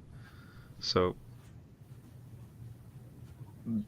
notice that hovering there only works if you already have, like in my model from the Hadean, then becomes a water world, and then as we understand, life merges 4.1, anywhere between 4.1 and 3.8 billion years ago, during that late heavy bombardment period. It's like I'm saying you need to now wrestle with that word hover, if because I'm sticking with the definitions of hover in that sense. Um, yeah, like how would you in your model utilize hover with respect to the molecular cloud? Because Yeah, you that's see, good I don't point. disagree with the science there. It's a good, yeah. Well, Yeah. so the molecular cloud was a ball, you know, Hmm. a sphere, and the Holy Spirit was hovering over it. Okay. The implication for light to be, and that is the arrival of the sun. Well, so that's the next. Maybe you could scroll down just a little Yep. bit. Yep. Okay. Yeah. Um, so here's the thing. If you look at the Theological Dictionary of the Old Testament, I think it's I can't remember which. The different Oh yeah, people I know that. edit Mm-hmm. edit different sections, Mm-hmm. and what the Theological Dictionary of the Old Testament said was, if the darkness was a substance, which the dark molecular cloud was, then a legitimate interpretation of that verse is, let the darkness become light. And that's what happens with a dark molecular cloud. It becomes light. It becomes a star. Um, Mm. Right. and Right. and then the other interesting part of this is, God separated the light from the darkness, and there's basically no way the sun would have formed planets in the starburst cluster, which is the density of stars in its cluster, in which it formed, Mm. if it hadn't been separated from that cluster. Um, at the point when Mm. it was still a stellar nursery and the sun was still in a dark, surrounded by a dark cloud. Mm. And so I think this is the first defined miracle after the creation of the universe, is God separated the light from the darkness. God separated the sun from the dark molecular cloud in which it formed. And I have quite Mm. a bit on this topic in the chapter 3. Someone just commented saying the sun got ejected out. Right. So there's a couple of Mm. very interesting papers that were written on this topic. And the sun is very similar to an old open cluster of stars called M67, Messier 67. Mm-hmm. And it's so similar that the science of chemical tagging has a very strong indication that the sun is from this cluster. In fact, there's like 27 different elements that just perfectly line up on a regression line with very little. I did a standard error on it. It's Mm-hmm. it's in the chapter, I'll and click on. Should I click on 2E or should I click on 3E? it would be in chapter 3-6 from the main part of the Oh, from the course. main thing. Yep. Okay. Yeah, but Yep. there's a lot of evidence the sun formed in M67, which is a starburst cluster, which was a starburst Yep. cluster, which is why it held together for the last 5 billion years. Yeah, if we scroll Mm-hmm. down a little bit, that's the cluster there, the picture of it. I think this is Oh, the yeah, picture's this is up the here. graph. Yeah, yeah. That's the picture. That's the graph. Yep. So this is the Mm-hmm. comparison of the sun's spectral signature to M67 1194, which is a star in M67. Mm. And you can see that they're almost exactly the same. That means all the chemicals are the same in these two stars. Mm. Okay, so let's say the sun was in M67, and I'm not saying it was. I think it was, but I'm not. I'm not going to say definitively that it was. Mm. It there was a quite a well-known astronomer. I can't remember her name right now, who said if the sun formed in a starburst cluster such as M67, the planets could not have formed because there would have been too much radiation and gravitational interference from other stars. Mm. So the sun must have been ejected from M67 very early in its life, which is when it was still, within a dark molecular cloud. The cloud had not been radiated away. Okay, then another astronomer, I think her name was Pisano, Barbara Pisano or Pichardo or something. She did a study on the gravitational dynamics of clusters, and she found that there's absolutely no way the sun exited M67 naturally by natural processes that do eject stars. I mean, stars are ejected from clusters. But there's just absolutely no way it could have happened that the sun entered its present orbit and from M67. The orbits are Mm. quite a bit different. M67 goes high and low above the plane of the mid-plane of the solar system, whereas the sun pretty much just is within the mid-plane, which is Mm. good for the sun also, with respect to survivability of a planet Mm. with life. But so here we have this situation where it looks like the sun was born in a certain cluster, but the studies indicate that it couldn't have been born in this cluster and had planets. And so then I look at what God said, or Moses said, is that God separated the light from the darkness. Mm-hmm. And I say that the sun was separated from the stellar nursery in which it formed. Mm. I see. Yeah. So I'm just going down. Here's your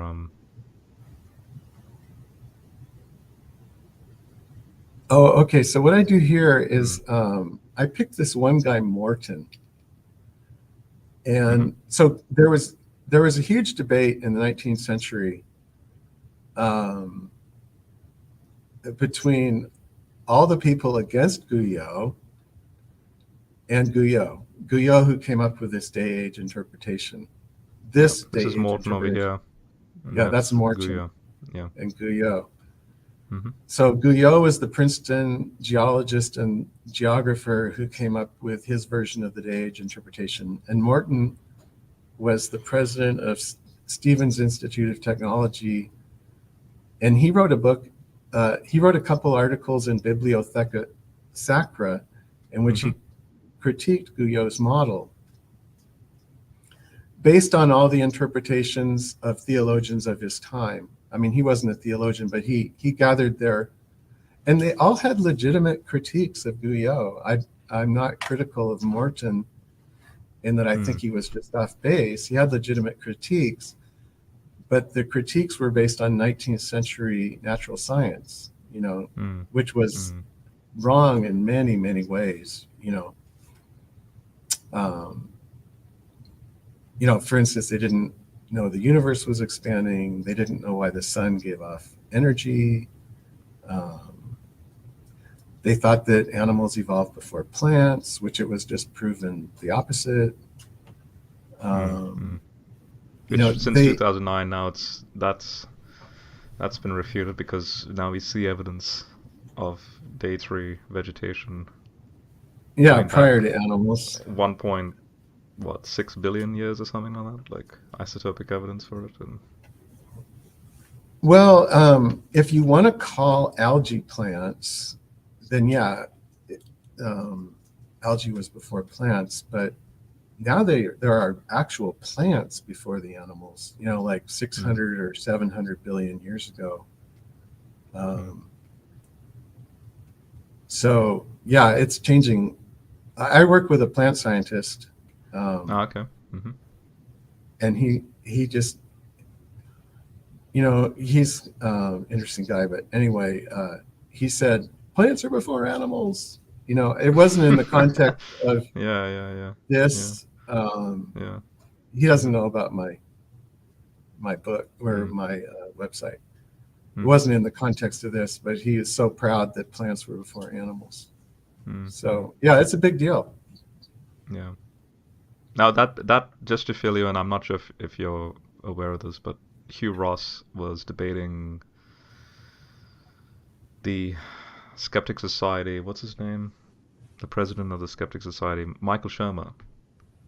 Um, and Michael Shermer in the debate brought up that plants before animals. Anyway, in Yeah, that debate, uh, Hugh said, "Oh, well, there could be. I mean, you have to look at the Hebrew terms. It doesn't really mean plants as we understand it today. That can be primitive forms of like what you were getting at. But 2 weeks later, after that debate, big discovery news. Oh, we have to push back the date for vegetation even further back, like another what 300, 400 million years, um, right. which pushed it close to a billion years ago that Yeah, a billion plants years was ago. existing. That's right. Yeah, and and then Hugh immediately jumped on that, and he's like, ah. So, Well, that was one of the but this big was back in arguments yeah. against Guyot Mm, in the 19th century, was that they thought the order was reversed. Guyot, mm, Guyot was a great geologist. In fact, they named Guyot Hall at Princeton after him, and he was in the National Academy of Sciences. And actually, National Geographic still still gives out the Arnold Guyot Prize every year. But ah, okay. yeah, he was a very well known scientist at Mm, the time. mm. But well, I totally forgot where I was going with that. The sun with this the nebula hypothesis cloud collapse, and there was a debate Oh, between right. So this Morton was and Guyot's Guyot. Yeah. interpretation of the a giant cloud at the beginning of the universe collapsing and becoming the Milky Way, and then it Mm, dividing up into stars and planets, on day two. mm, So, and he thought the Earth began as a little sun.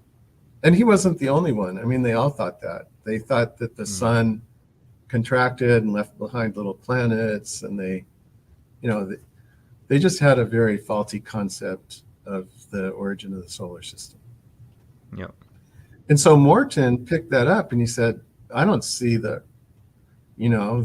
Earth beginning as a sun in Genesis 1. I mean, that's just ridiculous.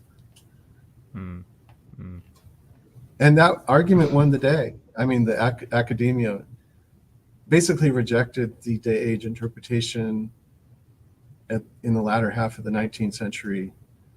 But if you look mm, at all the arguments, they don't hold water anymore.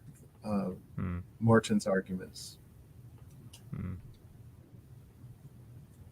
Yeah, you bring up so in this side you bring up Hugh Ross down here. You say here, let me zoom in more. Yeah, I presented his viewpoint. Over here, Hugh Ross, whoops, what's going on there? He says he thinks that the solar system began in a dark molecular cloud, but that verse 2 describes an already formed barren Earth, which is exact model, rather than a Hmm. dark molecular cloud. He thinks that let there be light refers to the change from an opaque atmosphere. Yep. So this is yeah, this is the model I hold to. Obviously, young Earth creationists. To be honest, I don't even know what they how Well, they have a similar viewpoint. They generally it's just think that they say the the sun Earth, appears day 4, like yeah. yeah,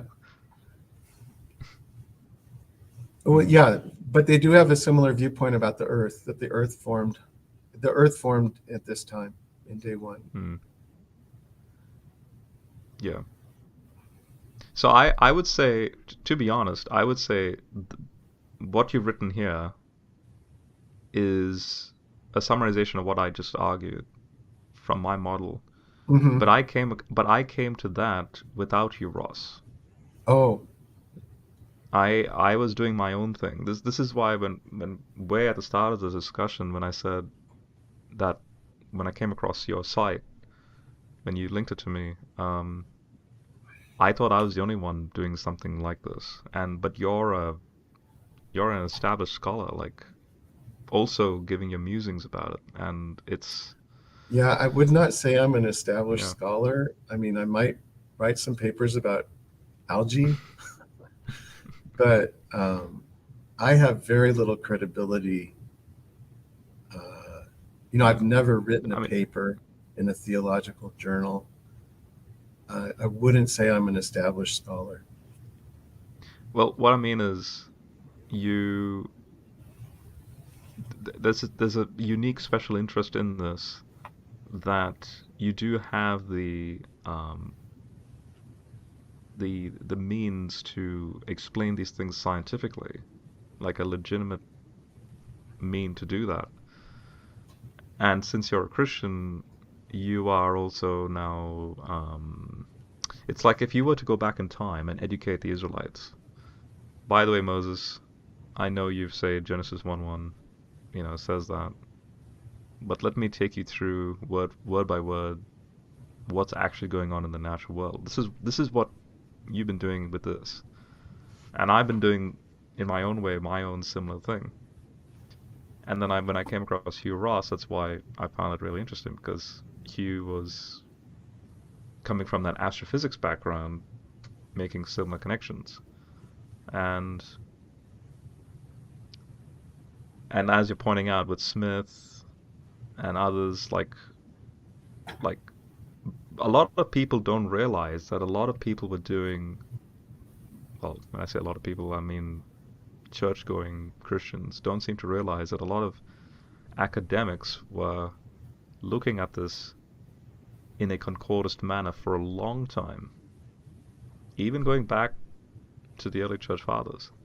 Um, Right, especially and yeah, Augustine. yeah, Although I don't know if he was a um, church father, but yeah, he was very yeah, he interested in was, this. yeah, yeah. Mm. So this is your explanation on day 1, which all the science I agree with. The only difference is I would say that this interpretation of the text, I think, matches with like everything you just explained. I would still put in the transition between verse 1 and 2. Right. You see what I'm saying? Yes. Um, I don't disagree with it. All I'm saying is I would still lump that in the what's going on between verse 1 and 2. And then bang, you get straight into an already formed earth in day 2, verse 2. Hmm. Um, Now, do you want to continue on into days 2, 3, and 4? We could. Yeah, I'm happy to do whatever you'd like. Yep. Okay. Let's see here. So day 2, because you have the waters above and the waters below, right? So this one I found interesting Yes. with yours. Like, explain to me what's going on here.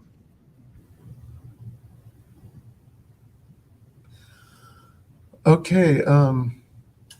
Yeah, if you could scroll up just a little, there you go. Yep. So again, Theological Dictionary of the Old Testament, the word translated as expanse. Gorg, uh, he thought it was in the shape of a heavenly plate, like a disc. Hmm. It's often translated as dome, as you know. Um, but if you look at all the cognate, maybe, words, Mm-hmm. Yep. and I do list a lot of them, a lot of them have a flat disc shape. And so I choose that shape because it has some grammatical support, Yep. and because the next thing to form after the light was the protoplanetary disk or the Mm-hmm. circumsolar disk. And Mm-hmm. now we can see tons of these disks out in space Mm-hmm. um, with the ALMA telescope, which is really an amazing telescope. Um, so there's no question that they form around stars. And if you look at this diagram from the side of the disk, um, the text says, let there be an expanse in the midst of, I Of the think, waters. of Yeah. the waters. Mm-hmm. Well, in the midst means bisector, basically. And a disk bisects the remaining molecular cloud around the sun. And it also says, let it separate the waters from the waters. And the word for separation there is not a physical separation. For example, in day 1, when it says, and God separated the light from the darkness, that refers to a physical separation in which one thing is moved away from another. Mm-hmm. Mm-hmm. But the word for separation in verse 6, um, it refers to the separation of different substances rather than forming a physical gap. And it generally means that, I'm just reading, it generally Yeah. means that No, go for it. something Yeah. useless is Mm. separated from something useful. And the circumsolar disk separated the useless waters, which would be the gas, Mm-hmm. from the solids, which formed in the ultimately at the center of the circumsolar disk, the midplane dust layer. Mm. And that was the useful waters. And actually, in the dark molecular cloud and in the protoplanetary disk, there was twice as much water as mineral dust. So to Mm. characterize it as waters is a legitimate description of the midplane dust layer. The midplane dust layer was probably about 1,000 kilometers thick, or 6,000, 1,000, very thin in comparison to the diameter, obviously, of the solar system. Mm-hmm. So, and it says let there be an expanse, which sort of implies, not necessarily, but I think in this case especially, a natural formation. Let Kind there of like be. the let there be of with the sun. Let there be light. It's that Right, same high. Yeah. Mm. right. Yep. And so this disk formed, and up until about 20 or 30 years ago, scientists thought that planets such as the solar system were common in the universe and the galaxy. Mm. But now they know that it's that the Earth and the Sun are very unusual. And so there's an explanation for that, which is that God formed a gap in the protoplanetary disk, um, and separated the inner solar system from the outer solar system Mm. between Earth and Jupiter. And the interesting thing is that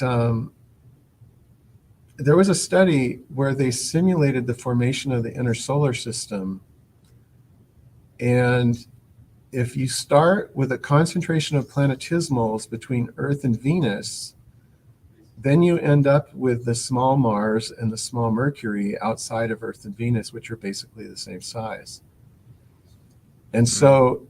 so there was this concentration of planetesimals in the inner solar system. Um, and scientists have tried to figure out how that might have happened.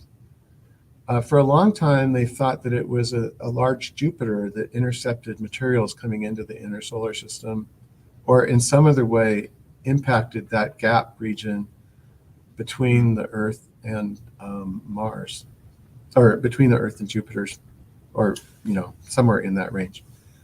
Yeah. And they haven't been able to figure it out. And recently, there was a paper which looked at the isotope data from inner and outer solar system, and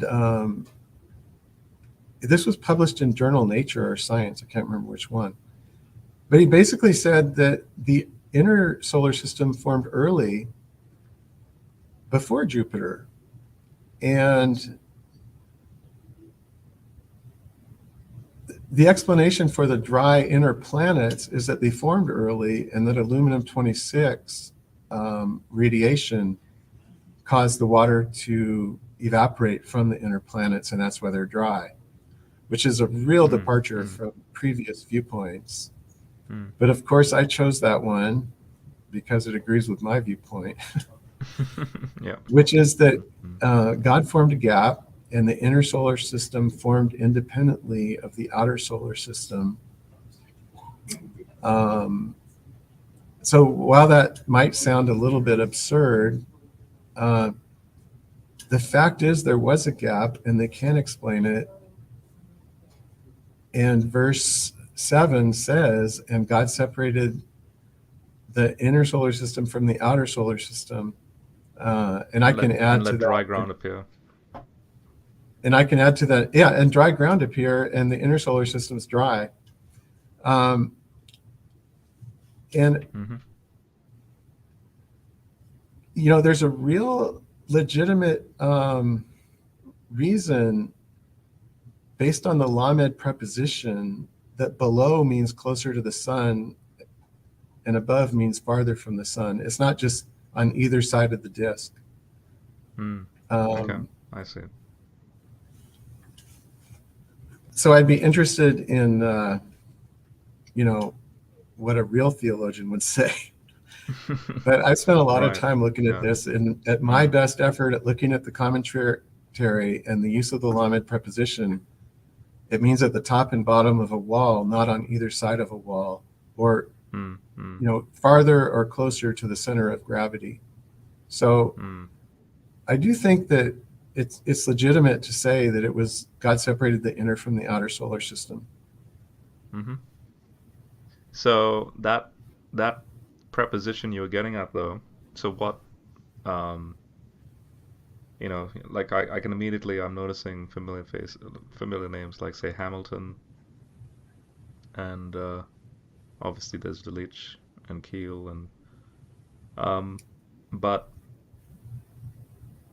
that grammatical point you just made is an important one It is very important. Yeah, uh because but here's sort of the pushback that I would have. Not well, again, the science is fantastic, and I agree. But notice I'm already in the position of that where verse 2 to 5 is already a formed earth. Yes, Whereas right. your model is saying that basically you're saying that in this gap, um, this is where the Earth is going to form, Actually, the Earth would be in that inner group. which The gap is between Mars and Jupiter, or Earth and Jupiter, if you want to call it that. The Earth, oh Venus, yes, no, sorry, yes, orbital distance of Earth, there's Venus, and then yeah. there's the gap. Yes, yeah, yeah. So that's where the inner planets formed, and then there was a gap between the inner and the outer solar system. Mm. Now this is where it gets interesting because um, you're saying that say this midplane dust layer, and this upper bit here, and then there's this gap, right? And then there's this, and you're saying there's some sort of like farther away and closer to, and then obviously the sun's over here. This is a protosun in the initial stages. Um, Yes. now, if I were to come back down to this diagram here, this is the pushback you would get from Hmm. say Walton. Right. Um, now, here is this watery void, which is the tohu vabohu, the unformed and desolate, the unseen and unpreparedness. And then you have this bubble appearing, which is this. So you have the rakia, then you have the pillars down here, and then this is literally the ancients thought of this as like the equivalent of like a vacuum for us. Like it's nothing in here. It's literally this bubble appearing within this watery void. And then the preposition that you're pointing out, where it's closer to and farther away from, that makes sense because um, there's only one direction which is up and only one direction which is down. So the waters below is further away from what's up here, which is the chambers in heaven, which is where God is, where the sun is. So the waters above are closer to that than the waters below, which is in the Sheol region. Um, they thought of the universe as a static, non-orbital. That's what it is. There's always going to be an up and then there's always going to be a down. Obviously, you and I in space, there is no up and down. uh, there's uh, your orientation is whatever you are. But they had an orientation for the whole thing, um, and that's why I have that Hebrew preposition to make that argument. Um, so what you're sharing is fascinating, but that's the pushback I think you would get. Oh, I know I would get pushback. Yeah, Um, but I'm not disagreeing with. Here's the thing: it's like I would still argue what you're arguing, but again, what you're arguing, I would still push into that transition period between days between verse one and two. Um, oh, sure. Right. because you Hmm. still haven't reached, Earth per se. Yeah, Yeah. yeah. Yeah, I guess one argument I would have against this model in the day two description is where's the bisector in all this? Hmm. Right. Yeah. And and then I think there's a stronger argument for the heavenly plate than there is for a dome based on the other similar words. Hmm.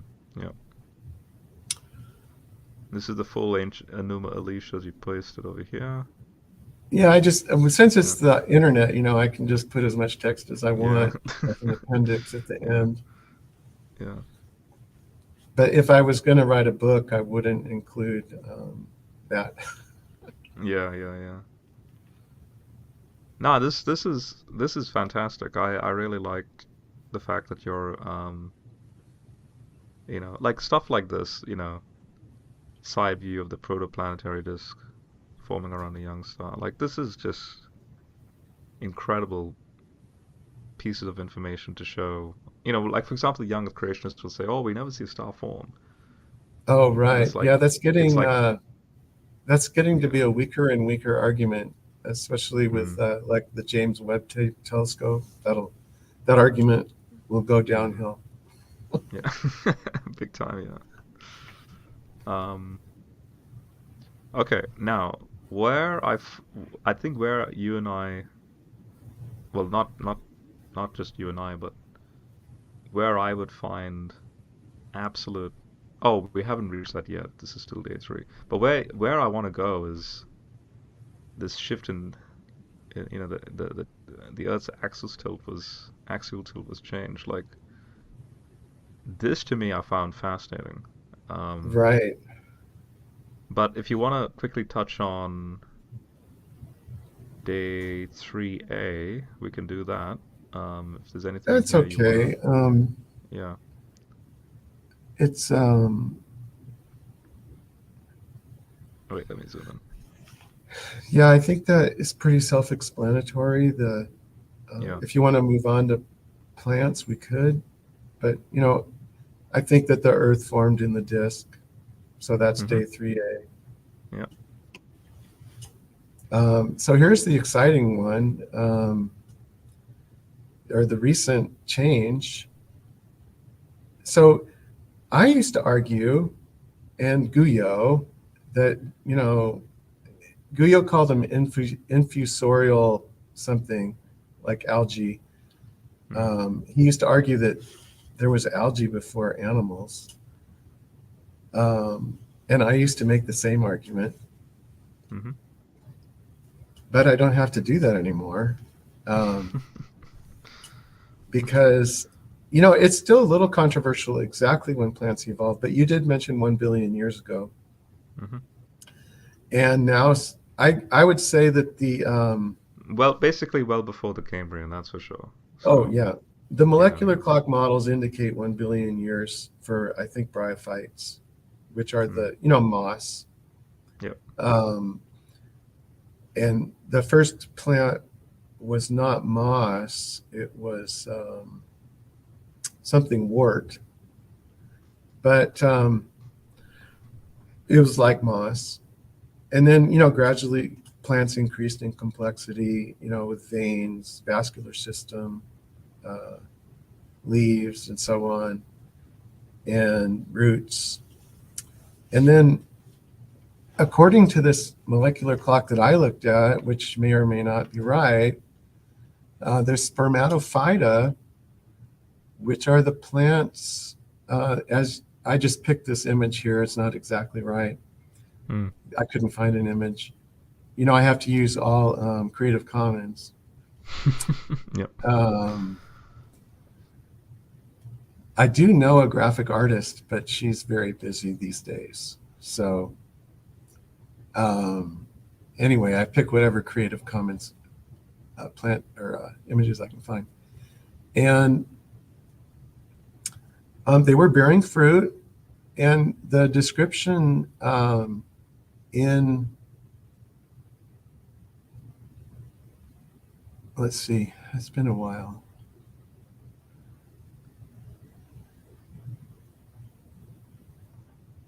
Oh, okay. So they're one kind. The the fruit trees and the seed plants, which would be the gymnosperms and angiosperms, if you want to Mm-hmm. call it that. Mm-hmm. Um, there's that plant that was the ancestor of those two, 610 million years ago, which was at the end of day 3. Mm-hmm. And then God tilted the Earth's axis about 580 million years ago, Mm-hmm. and that's on day 4. And then um,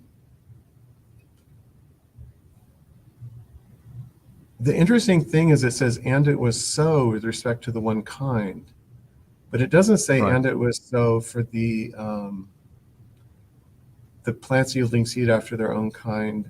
So I think that's just a continuation, Mm. But I think it's Yep. very significant that it says, and it was so after that initial one kind of plant that included fruit trees and seed plants. Mm. Do you want to see how Augustine agrees with you on this? Sure. Here's a quote by Augustine. It's sort of lengthy, but I think you'll find this fascinating.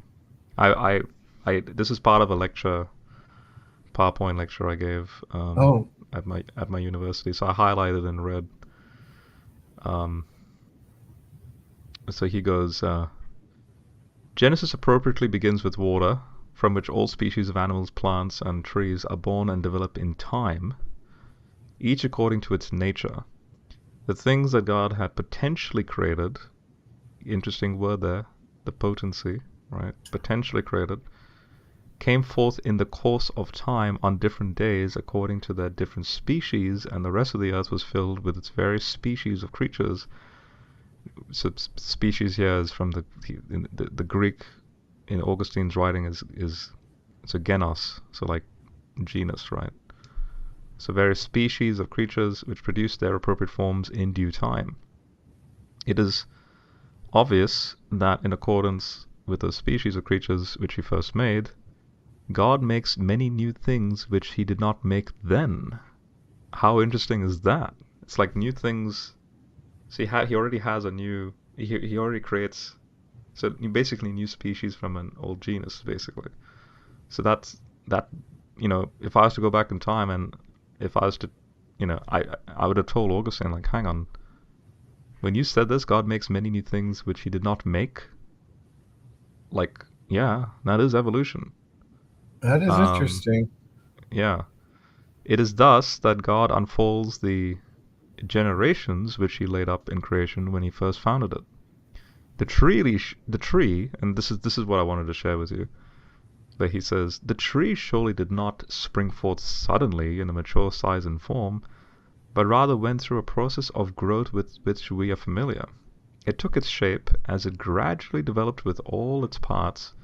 One form of tree comes from the other form of tree, therefore in succession, but both come from earth and not earth from them. Earth, then, is prior and is their source. Now notice this, he goes, the same is true of animals.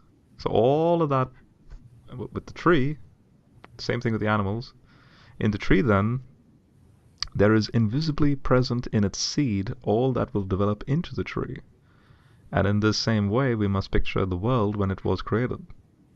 This includes not only heaven with the sun, moon, and stars, but it includes also the beings which water and earth produced in potency and in their causes before they came forth in the course of time. The works which God produces even now as the ages unfold have their beginning in the original creation.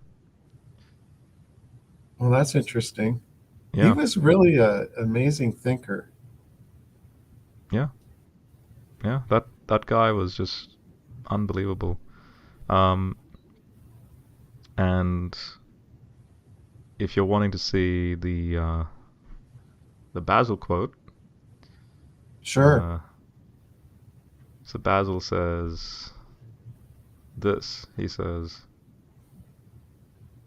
why do the waters give birth also to birds? Because there is, so to say, a family link between the creatures that fly and those that swim. Both endowed with the property of swimming, their common derivation from the waters has made them of one family. This is Basil in the 4th century saying Oh, okay. they're of Yeah. one So family. he's dealing with the issue. He's dealing with the issue, yeah. This bit here. I even noticed your face. You went, huh?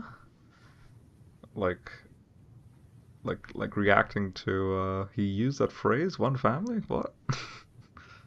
And curiously as well, Philip Schaff, the church historian in the 1800s. So his translation committee who translated the patristic writings in the 1800s. There's a footnote where Philip Schaff is like, wait, isn't this what the evolutionists teach? But he's talking with the cutting edge science of his day in the 1800s. Um, Yeah, it's yeah. sad that there was that division that arose. And actually, Charles Hodge was partly responsible for it Mm, between evolution and Christianity. Uh, you know, it was sort of like any disagreement. There should have been a little more give and take on both Right. sides and figured it out. But Yeah. Well, because there was mm, a support for evolution among Christians in certain, I mean, some, but um, certainly there was support for an ancient Earth. But mm, yeah, I guess Christians always struggled with evolution as if it diminished God or something, that yeah, right. things evolve. Yeah. I mean, just to run this by you. When I remember, when I mentioned, I found it fascinating that you have God, in the incarnation, like Morpheus coming in, so God coming in and joining his nature with our nature. Now, going all the way back to Genesis 2, God takes the dust of the earth, or well, the dust, and forms man. And then the famous Carl Sagan statement, we're all stardust, right? Everything is stardust. That means the body of Jesus is stardust. And if you think about it, the body is not only stardust, it's by the result of evolution, which means it has a connection to the cosmos, ultimately, ontologically, which means God is in hypostasis with the cosmos in the incarnation. Now, what does hyperstasis mean? So hypostasis is a Greek word that it's a word that was made to try and explain this very weird paradox of something that is so close, oh, well, two things that are so close, so they're so close where they don't mix, but at the same time they're not separated. It's Oh, like okay. two objects that are in hypostasis. So God is divine nature and the humanity of Jesus, the human nature. So the logos and the human nature are in hypostasis. They don't mix, but they're not separate. They're like probably the best way to give you an ancient Jewish origin of the word actually goes back to the Trinity, the concept of the Trinity. So prior to Jesus, you had what's known as the two powers in heaven, Yahweh number one and Yahweh number two. Uh, in other words, the angel of the Lord was Yahweh number two, and God number one is the invisible Father, the Ancient of Days. Um, so in Proverbs 8, where it says, I brought forth wisdom, like there's an emergence of my wisdom from eternity past. And you, and you see statements like this in, say, in Genesis 1, like when God says, let there be. So there's his logos principle, his memra coming out. So then ancient Jewish philosophers like Philo will say, okay, obviously God's not speaking in time because that would mean he's subordinate to this thing known as time, which means he's a creature, so he's above time. So how can so this is interesting. How can God speak or have a thought? Because anthropomorphically, when you and I speak and think, it's sequential. It's there's a from nothing to an emergence, right? But God is eternal. He's uncreated. So then the ancient Jews then came to the conclusion, okay, there's no other way to explain this, but there's a hypostasis between the wisdom of God and God himself. So here's God, then his wisdom element is say in his mind. So if God is eternal, then his wisdom is also eternal, which means now you have two eternal beings. But now in monotheism, we can't have two separate eternal beings because it's one and the same God. So now you have two eternal things in the same God, hence hypostasis. It's the one God but two at the same time. Now the Trinity, so you have the three members are in hypostasis, Father, Son, Spirit.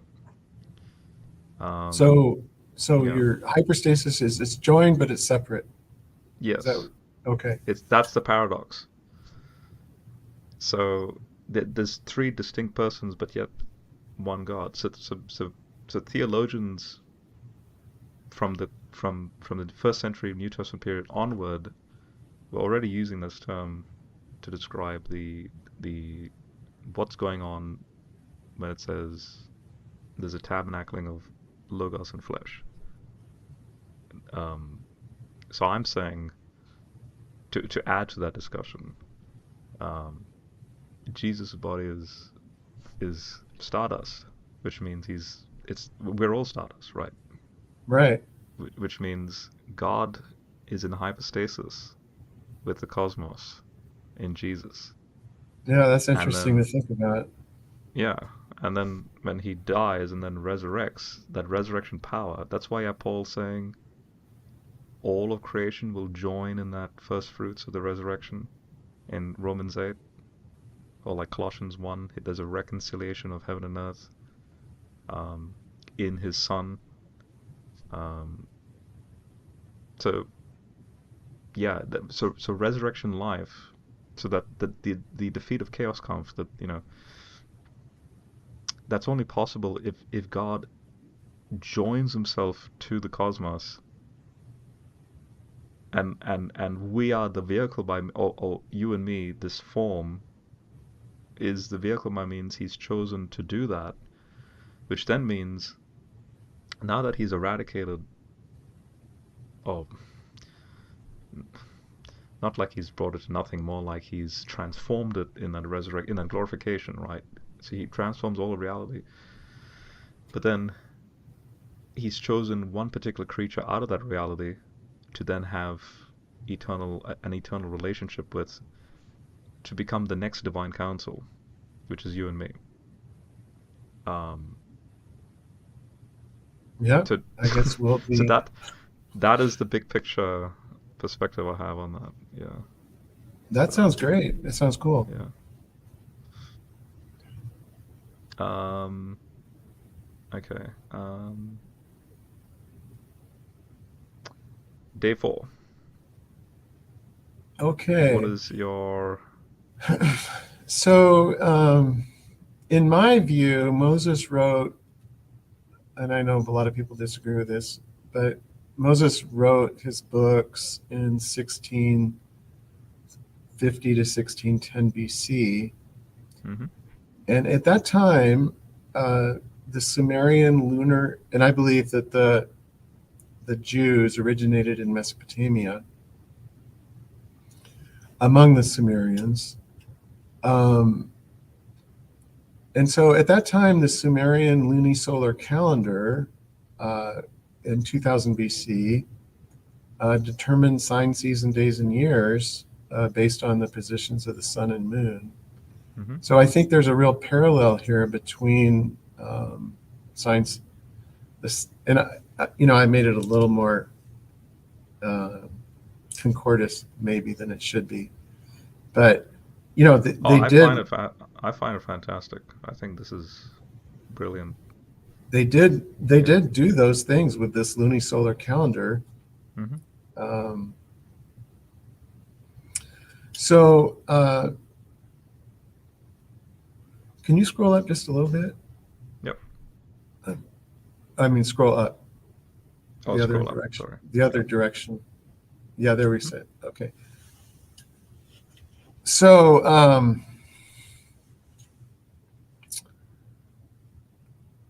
so the lights in the expanse of the heavens are the sun and moon, and they separate the day and the night, and they're for sign, season, days, and years, as in the Sumerian lunisolar calendar. And I think the Egyptians had a similar calendar. And by the way, they're all sort of related to the uh, astrology, Okay. phases of the different positions in the astrological calendar. Mm-hmm. So that originated from this also. Mm-hmm. But it says, let them be for lights in the expanse to give useful light on the earth. And this doesn't say they are the time, but they will be, give useful light on the earth or pleasant light. And if you read chapter 7-3, I actually have been corresponding with this guy for many, many years. He's a fellow of the World Geological Society. Is I this don't this correspond with him that often. I don't bother him too much. this But one he over has here? this, huh? Yeah, This the 7-3 Proterozoic, here? Yeah. Proterozoic Eon. Yeah. Mm-hmm. So there's um, there's two ways to look at these equatorial glaciations in the Archean and Proterozoic Eon. One is the Earth was tilted, which led to the equator being cooler than the poles. And so the reason there was equatorial glaciations, and they know this because of the orientation of magnetic materials. Um, the, the glaciations during the Proterozoic were all at the equator or within 40 degrees of the equator, but really centered on the equator. There's no evidence of glaciers at the poles. But Mm. because there's glaciers at the equator, most modern geologists say that the entire Earth was a snowball Earth. Mm-hmm. And um, for many years, they investigated whether the Earth's axis could have tilted at some point, and they have not been able to, with the moon stabilizing the Earth's equator or axis, it's basically impossible for the Earth's axis to tilt. Mm. I mean, in the early solar system, when the moon formed, it might have tilted the Earth's axis. But once the Mm-hmm. moon formed, there's just no way for the Earth's axis to tilt. So, Mm. um, so there's been these two differing opinions: the holist hypothesis and the snowball Earth hypothesis, to explain Mm. why there's equatorial glaciations. And I go into some of this is all about the Proterozoic Eon, not necessarily just Yeah. the tilt. Yeah. So I just discuss the conditions. So here's snowball Earth. The entire Earth was covered by a kilometer of ice, or Mm-hmm. there's many variations of this. Um, Mm-hmm. but then if you scroll down a little bit, yeah, this George Williams guy, he's been corresponding with me for years and giving me information. He's actually a fellow of the some geological, World Geological Society. So he's very respected. And he Mm. actually wrote a chapter And what's in his the, what's his full name? if you go up a little bit, you'll see it. George Williams. Okay. I never told him what I was actually doing and why I was interested. Right. But Right. I hate to say that. Maybe he knows. But Yeah. just George Williams in 75, he said, well, maybe the equatorial glaciations occurred because the Earth's axis was tilted and Mm. not because there's a snowball Earth. And so he's been in the minority, but he's very respected. For instance, here it is, the Encyclopedia of Geology. He wrote the chapter on Proterozoic Eon along with another gentleman. Um, I'll just try and zoom in over here. Yeah. so There you here's the go. holist hypothesis. And I Mm. don't know if I want to read the whole thing, but I Yeah. think people can Yeah. just look at it. High altitudes at times, summer continental regions, low altitudes. And complex life forms cannot survive because the stresses imposed by extreme seasonal temperature variations. Right. Yeah. And if you scroll down, I give a lot of geological arguments from George Williams' papers and other papers. He actually has quite a group that supports his view among the geological community. Mm. Um, but the Ba- other just people, just to quickly, I mean, this bit over here, I just want to emphasize Hugh Ross and myself. would love this argument, Oh, but sure. I don't think he's made this argument, which is why I love the fact that you're bringing this up, because chronologically the day 5 life forms could not exist in days 1, 2, 3, or 4. That's right. One, two, or three. You see, That's right. that's the point. And Yeah. Plants yes, could yeah, exist. mm, I, um, yeah, Here's another argument against Snowball Earth, though. If the entire Earth was covered by ice, how did plants evolve during that period? You know, right, yeah, so that plant evolution is is a difficulty for the Snowball Earth hypothesis. mm. Okay, go, Okay, continue. Yep. okay, let's just scroll down. People can read all these arguments, but I just go into all the reasons why the Earth was not covered by a giant sheet of ice. You know, Mm, the observed beaches with waves, the changes from cold to hot, things like that. mm. It's just a lot of arguments against Snowball Earth. Of course, they have their own arguments for Snowball Earth, but I also bring up those and why George Williams says, and his collaborators says disagrees with them. This bit about carbon 13, Oh what's going yeah, on here? so Williams, he's always trying to prove his point, and so there was um, a huge negative carbon excursion 580 million years ago, um, when I think the Earth changed, and Williams said that was because the currents in the ocean changed, and so things were mixed, and it caused this event.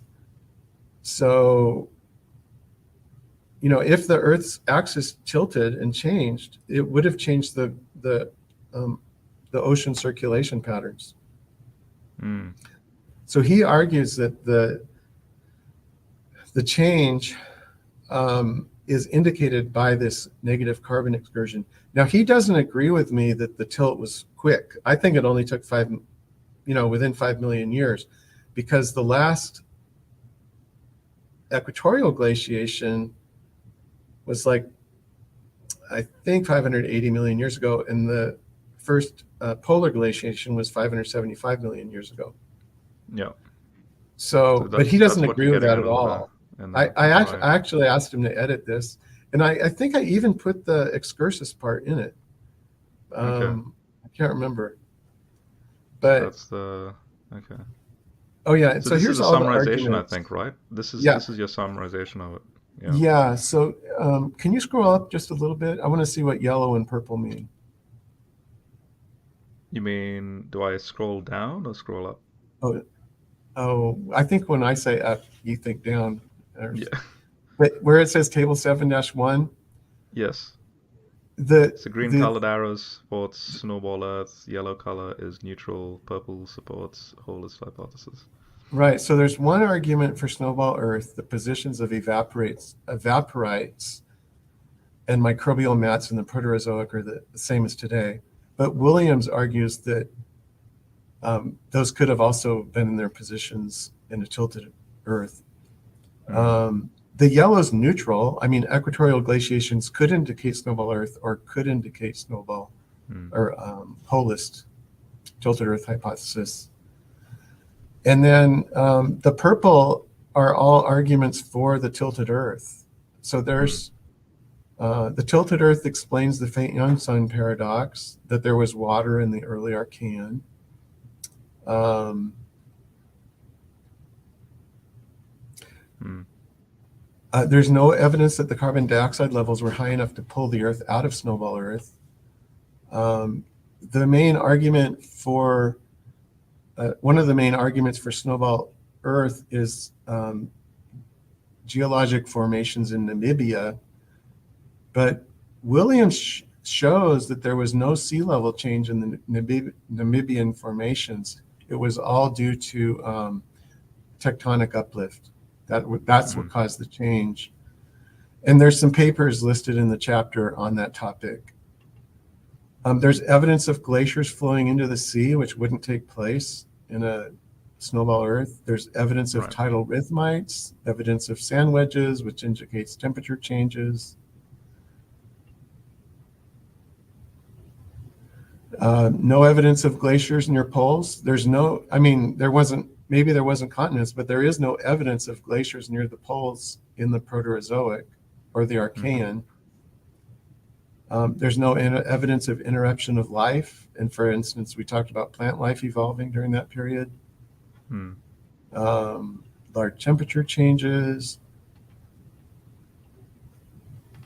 Oh, so there's this cap carbonate layer that formed at the end of snowball Earth. Well, the proponents say that that formed very quickly due to the washing of, water into the ocean and so on.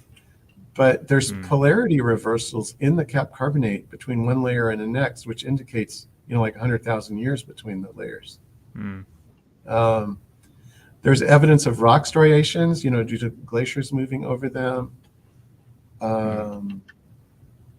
It's difficult to model snowball Earth with climate models.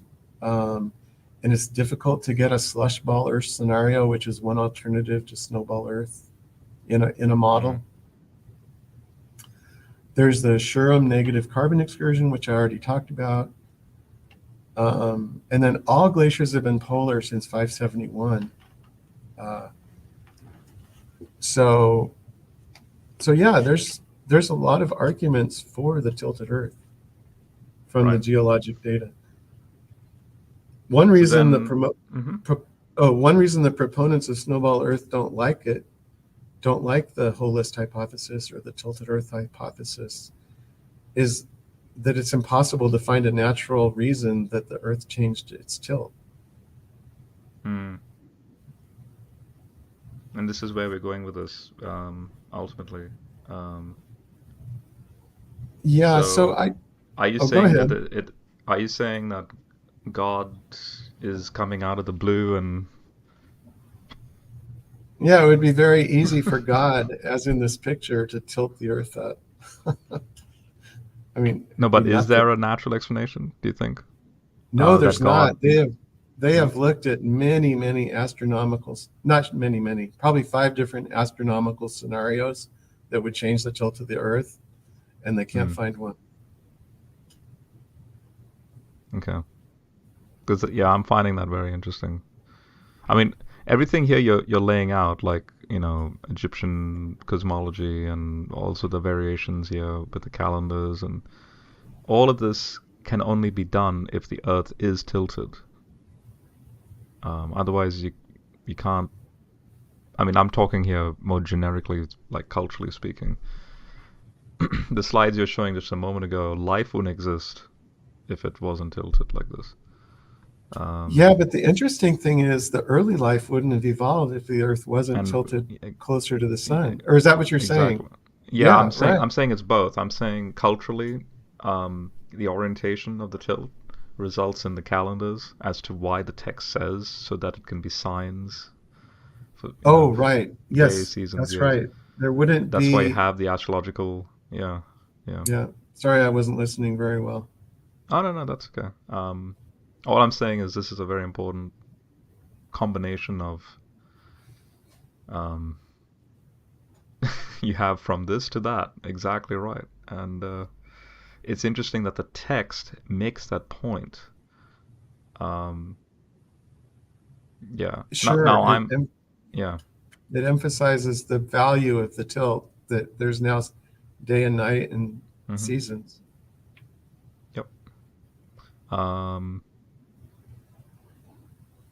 now I would say that you've upgraded my model in this Oh, good. example. At least we can agree Because after day 4, or at least till day yes, 5. so because no, you and I are in agreement all the way through. It's just the ordering of the sequence, as in I'm putting everything you've discussed all in day one and then moving forward, right? But Right. this, so my model originally was because of the vegetation in day three, there's further terraforming of the Earth that results in the transparency of the atmosphere, so that now it's it has its function for days, seasons, years, blah blah, and especially for the advanced filer that will arrive on day five because they need a changed atmosphere. So I but actually had a but my similar view right, about but the translucent atmosphere, right, and yeah, but that's a very simple. I mean, it's correct. It's not wrong. It's correct. But the point is, that was a very very surface level, simple way of describing the events scientifically. What you're showing over here is no, no, no, no, no. You still have to take into account all this other stuff. Transitioning from days three to four, um, that will then transition into day five. Um, right. and yeah, this is my favorite uh, part of your model. Did you read Um, the next part where it says, "Isn't it ironic?" yeah, let's read that. Make it a little bigger. And let's scroll down. Yeah, so Kant, he was the original God never intervened or God created the universe, but never intervenes in the Mm-hmm. universe. And thus the Bible is not true or not inspired Mm, by God. Thus God doesn't answer prayers, on and on mm, and on. He tried to prove this. Unfortunately, he had a friend named Swedenborg who talked to spirits on Jupiter and so on, and mm, evidently convinced Kant that there was people on other planets. So Kant's argument for that God never intervenes in the universe is that all the planets have different axial orientations. And so if God really cared about people, he would have changed all the axial orientations to the same as Earth in order to make lives as pleasant as possible. right. Yeah. Yeah, it's quite ironic. And it's Mm, interesting. Kant was very smart. He This is the kind of example you have to use where you start from outside the Earth, to prove that the Earth mm, is not special. mm, yeah. Um, is there anything else No, you want to that's share on that day? no, that's a complicated No. day, and I'm glad I didn't Yeah. say anything more about it because Yeah. it's Hmm. Um, then day five. Now we get into the famous, from the Cambrian, so the Avalon explosion. Um, Pretty self-explanatory stuff. I think mm-hmm. I think you're interested in the say the John Calvin quotes and all the quotes um, with respect to day five, and I can bring them up. Like if you need to explain anything first, um, Well, that I can bring up. again, this is one of those let something happen and not defining whether that's supernatural or natural. Um, so we know a lot was natural. We have a lot of evidence now of the evolution of invertebrates from sea anemones. Basically, we now pretty much, I would say, paleontologists are pretty confident.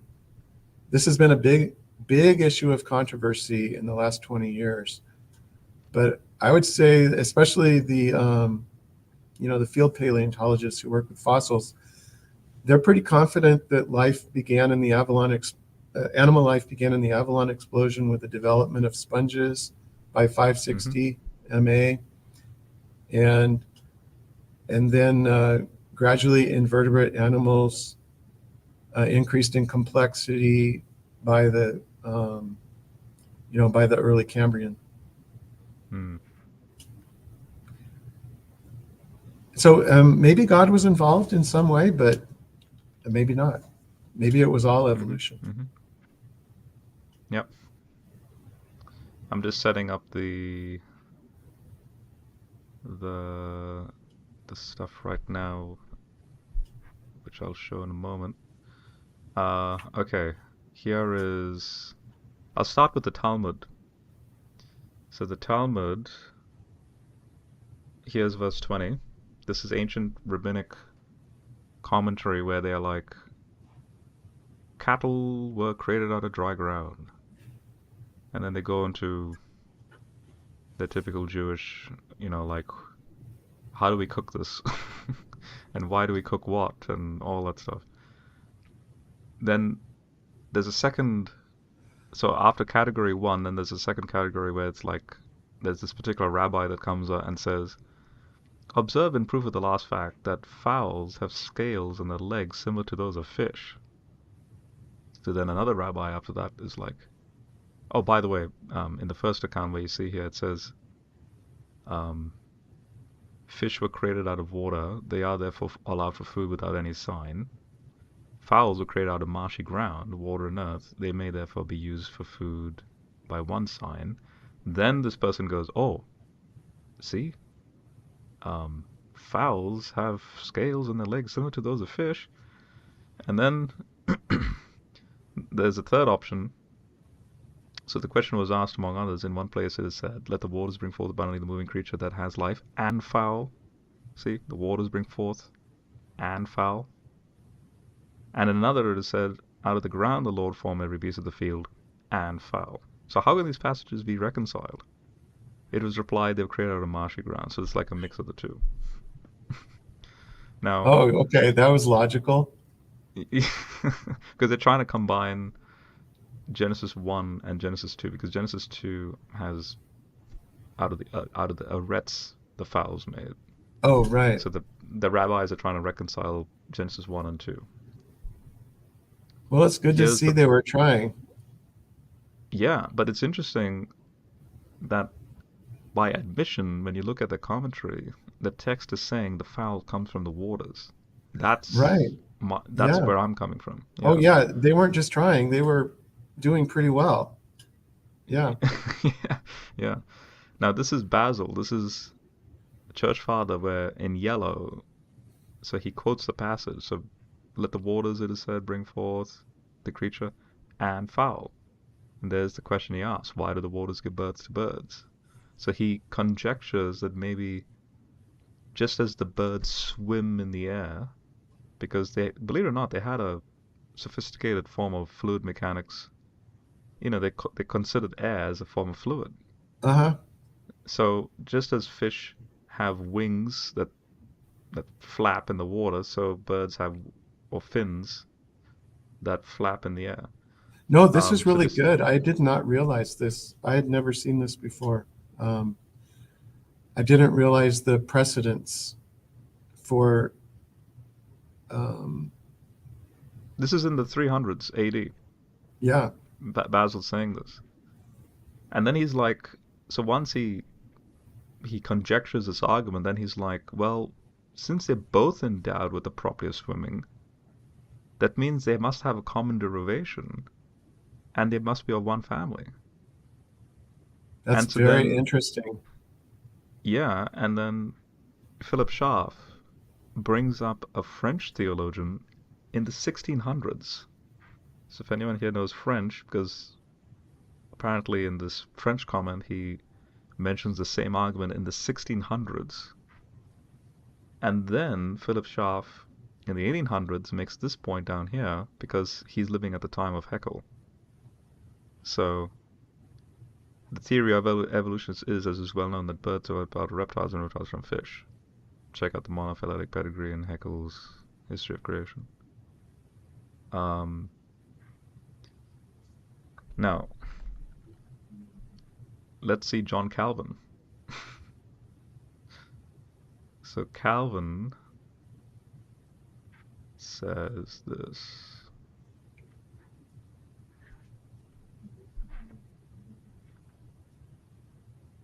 Okay, I'm just going to crop that. Okay. So Calvin starts, let the waters bring forth the moving creature. Then he's like, we have a different kind of propagation from that in herbs and trees.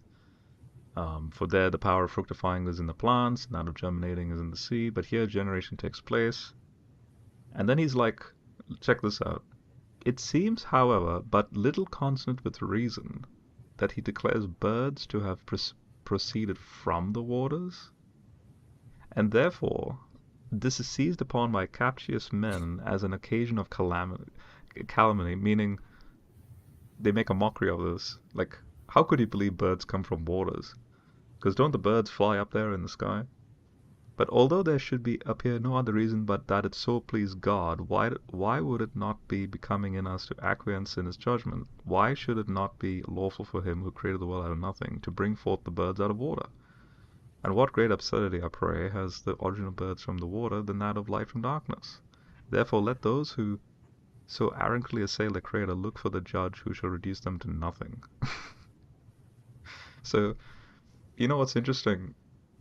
He's vindicated by saying this because now with evolution, um, yes, indeed, the birds do come from fish, from the oceans. That is really interesting. Yeah. Um, It's consistent. hmm, Basil, Calvin, 1,000 years apart. hmm. And who's this? Are we still on Calvin? This is Calvin. Yeah, This is in the 1500s. Yeah. that's Now, interesting. what I'll do is I'll show you one more where it becomes explicit. It used the phrase feathered. And it's well before Calvin, well before Basil, and even well before the Talmud. This is in the BC period. It's in the Second Temple text, the Book of Enoch, which was written around the time of the Septuagint. And look how Enoch describes. Oop, sorry, folks. It's like Peter's dropped out.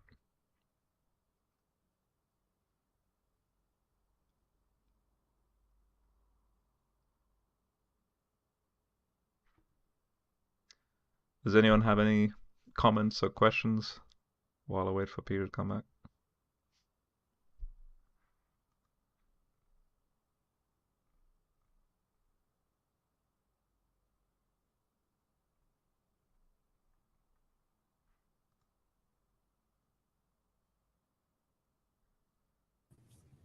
There we are. My computer just shut off for some reason. I don't know why. That's all right. That's okay. So Okay. we were moving on What from was the last thing Calvin. you heard me say? We were moving on from Calvin to somebody even better. Okay, so this is in the Book of Enoch. This is well before Calvin, this is before Jesus.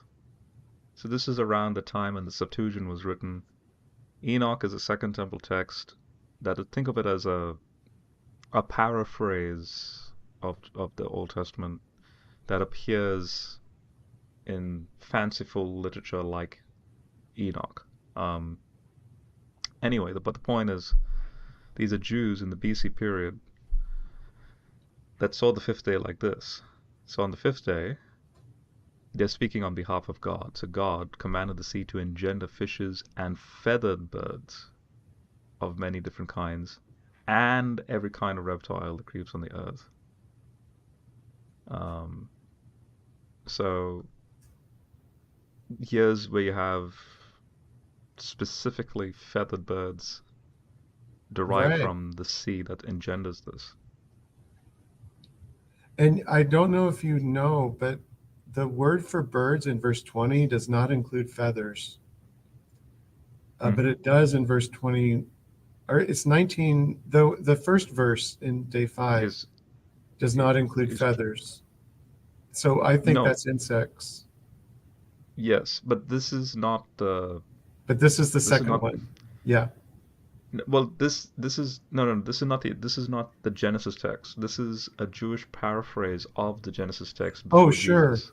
But I'm Yeah, just saying in yeah. his Genesis text, the the what's the first verse? Is it 20 or 19? Yes, 20. 20. I'll bring up the passage. Yeah. Oh, okay. hmm so 20 has, so let the oceans swarm with living creatures and let birds fly. Yeah. And So then, that word yeah, birds there, that is different than the flying bird in yes, the in 21. 21, Yeah. yes, yeah. Now, to make things even more fascinating, I don't know if you've looked into in verse 21, I don't know if you looked into this, I the have. Hebrew for, so what do you think it is? Um, well, the only The other time Tannanim. it's used in the Bible, it means crocodile. But Okay. um, I think it means long, stretched out creatures, which is vertebrates. What the Tannanim. The Gadal tenonym, yeah. hmm Um, I think this is the dinosaur. well, I do sort of agree with you, yes. Um, The I reason why I think it's say that, legitimate to look at it that way. the reason why I say that is if I go to Psalm 104, and it's David's paraphrase of Genesis 1, down here he says that he's quoting day 5 now, where he's like, notice the language, notice the words, very similar to day 5. Numerous, um, earth is filled with the creations, there's a deep white sea, teeming with numberless creatures, living things small and great. And then, yeah, the ships pass through this, right? Yeah, And then Leviathan, which you've created, frolics in it. And because in the ancient Near East, Leviathan is this chaos monster, um, which based on paleo, paleo. I don't know how would you say this. It's not paleontology. It's a form of like paleoarchaeology. So there's a book by a scholar named Adrian Mayer. She wrote the book called The First Fossil Hunters. So when the ancients come up with all these grand myths of like monsters and whatever, they actually came across dinosaur fossils and made up sure. legends over it. Yeah. And so, is it possible that the Tananine in Genesis 1:21 is the transition between from verse 20, which is the Cambrian, then you have the dinosaurs. Um, yeah. Yeah. So this was an interesting argument with Guyot's time. You know, he wasn't such a good astronomer, but he was a good geologist, and he did bring up that the birds. Now he thought the birds were the dinosaurs, hmm um, but he did think he agreed with you that Gadal Tanin was the dinosaurs, or Okay. the long, uh, like I guess he thought they were all Mesozoic reptiles Mm. or Mm. birds. Yeah, you're saying yeah the crocodile and archosaurs and yep. And then finally here we are. This is our ancestor right here. Day 6. Right, our little ancestor. That survived the asteroid impact and Right. hmm um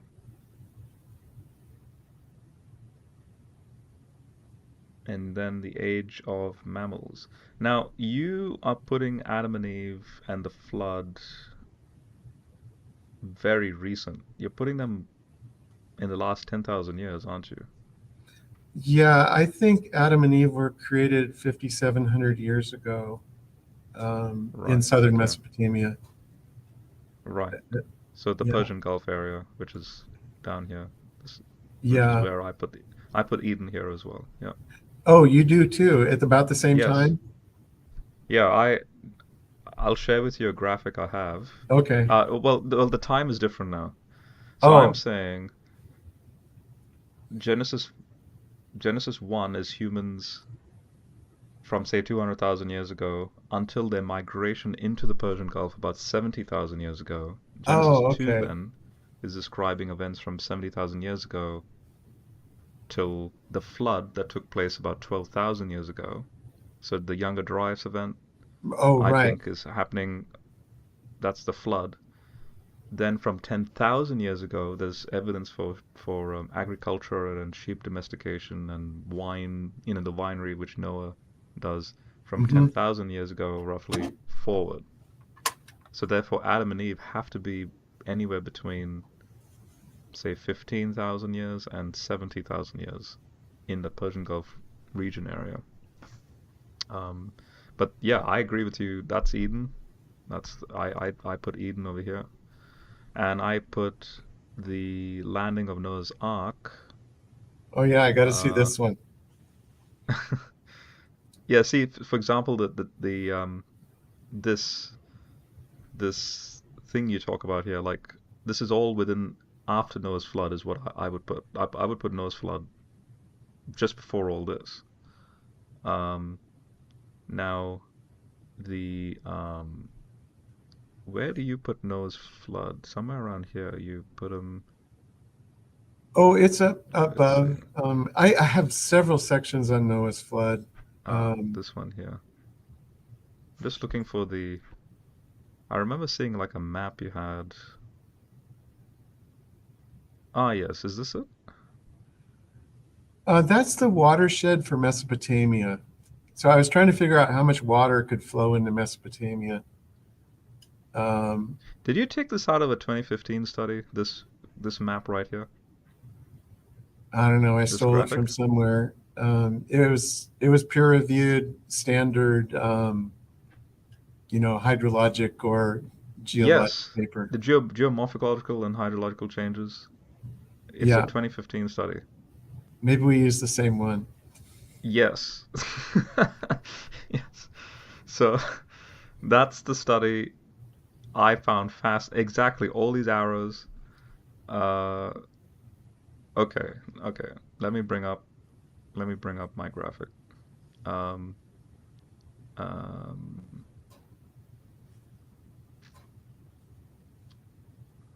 Let me just bring it up.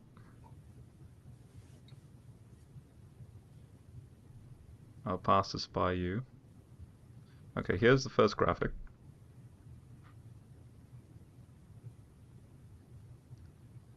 So this is the map I Okay, made. good. So I'm saying that this was an oasis. Okay, There's the four rivers. Here's Eden. okay. And I'm saying that when the Younger Dryas took place, obviously, when you had arrows pointing down, so water would be coming down, down, down. This is a flat plain, Mm-hmm. and plus there's this. According to a geologist, Sanford, he proposes there's like a dam here, Mm-hmm. and then there's a spillage that comes in, which means now if I give you the other graphic,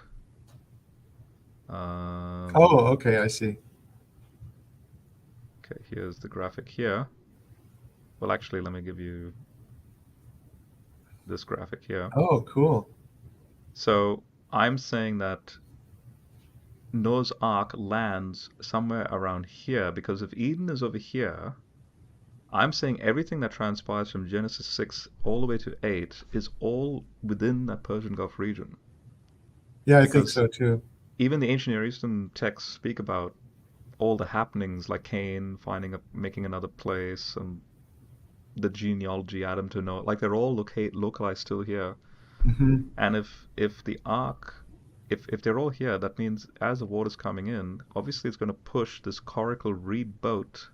So I believe Noah's Ark looked like something like this Okay. based on the Yeah. current. Sure. Yeah. So Reeds. and right, and that goes to the Uratu range. Um, a tradition has Mount Judy, which is um, if I bring this back up here again.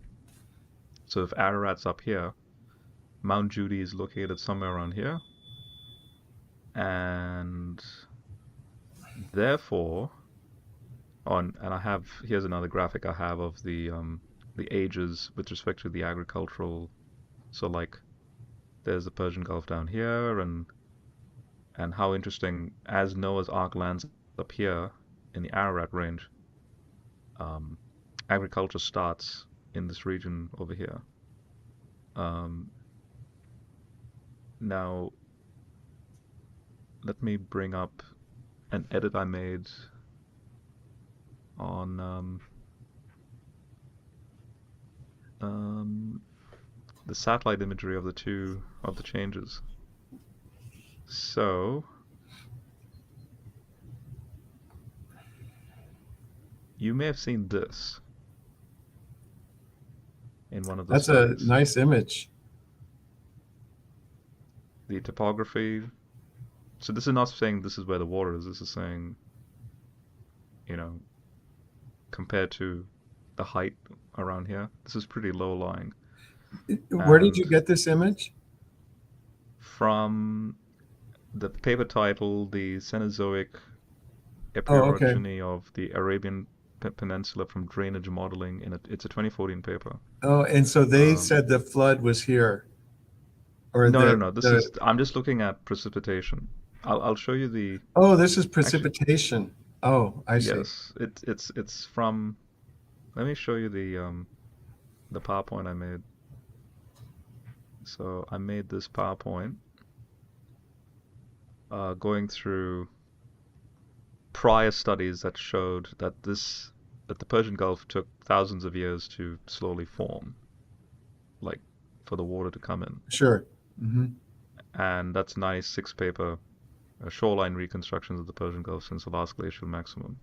So I'm saying, well, and this is technically an animation video I made, and I'm saying, well, based on this paper here, if you look at the topography and also you know, the from the Pleistocene going into the Holocene, um, there's a lot of rain, and then this 2015 paper, which is the paper I think you and I were using, is this geomorphological and hydrogeological evidence of a Holocene deluge in Arabia. I don't think that was the paper I was using, actually. It might be, but I don't think so. Okay, because this guy is like it didn't take thousands of years. It happened all within a year. There's this massive flooding Oh, that took place. And so then based on that, I'm saying so here's the original what the Persian Gulf would have looked like originally. Here's the flooding, and then here's the present day. cool. So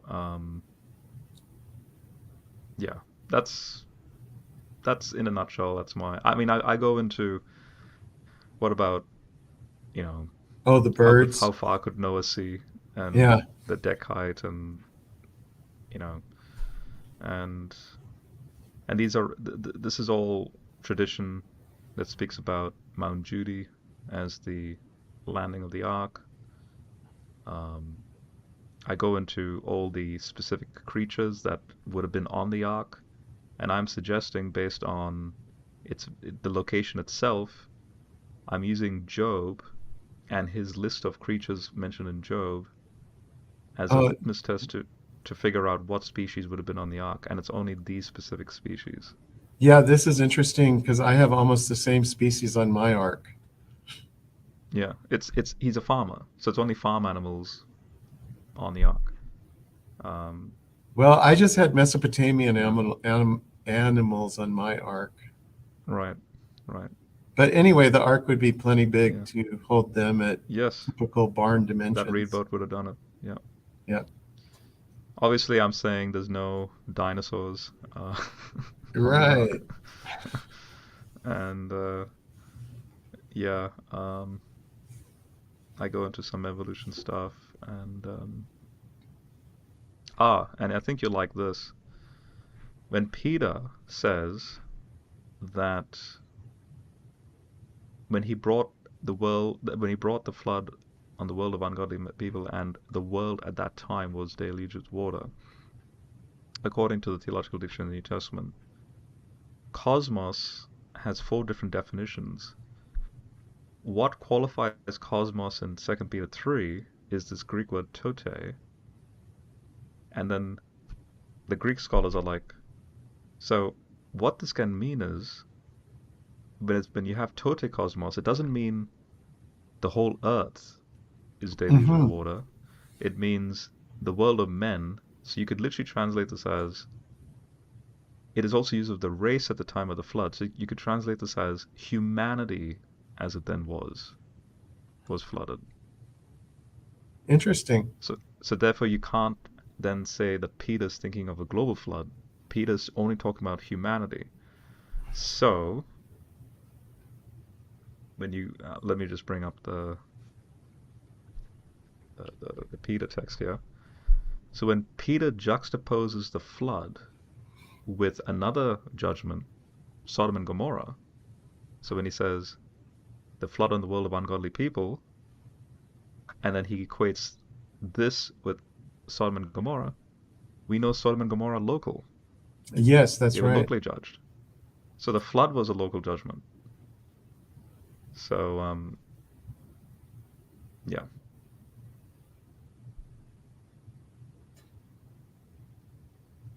that's kind Cool. of like, yeah, this is so much more I would love to talk, but I know we've been going at this for 3 hours. I know. I think that's when my computer turned off. Okay. Um, yeah. What's your thoughts on all that? And maybe if you want, we can bring it to a close. But Well, I really appreciate you having me on your show, and it's great to talk to somebody who's interested in the same things. Um, mhm. I'm sort of in a vacuum here. And you're not alone. Yeah. So it's been a It's real got pleasure. it's kind of like Carl Sagan's Contact, when that alien and Yeah, that's kind of Eliana how I feel. where sh where the alien tells her, but you're not alone now. Now that we've made this contact, like, Yeah, yes. so Um, yeah.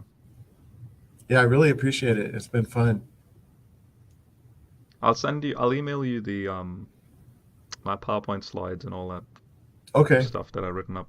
So um yeah, thanks so much, Peter, for all that stuff that you've done. And so for everyone out there that's interested more in what Peter has put together, I've linked it in the video description. Oh, And great. yeah, um, any And if other anybody last? needs a natural science Yeah, class next year, I still have some open do it, web do it. seats. Do you do online distance learning, or does it Yeah, I do online distance learning. right accredited? What? Is it accredited for like is it an accredited course It's for a you know? standard university class. Yeah, Yeah. yeah, yeah. hmm Sweet. All right, I'll end it here, folks. All right. Mhm. Thanks. We'll see you later. See you, mate.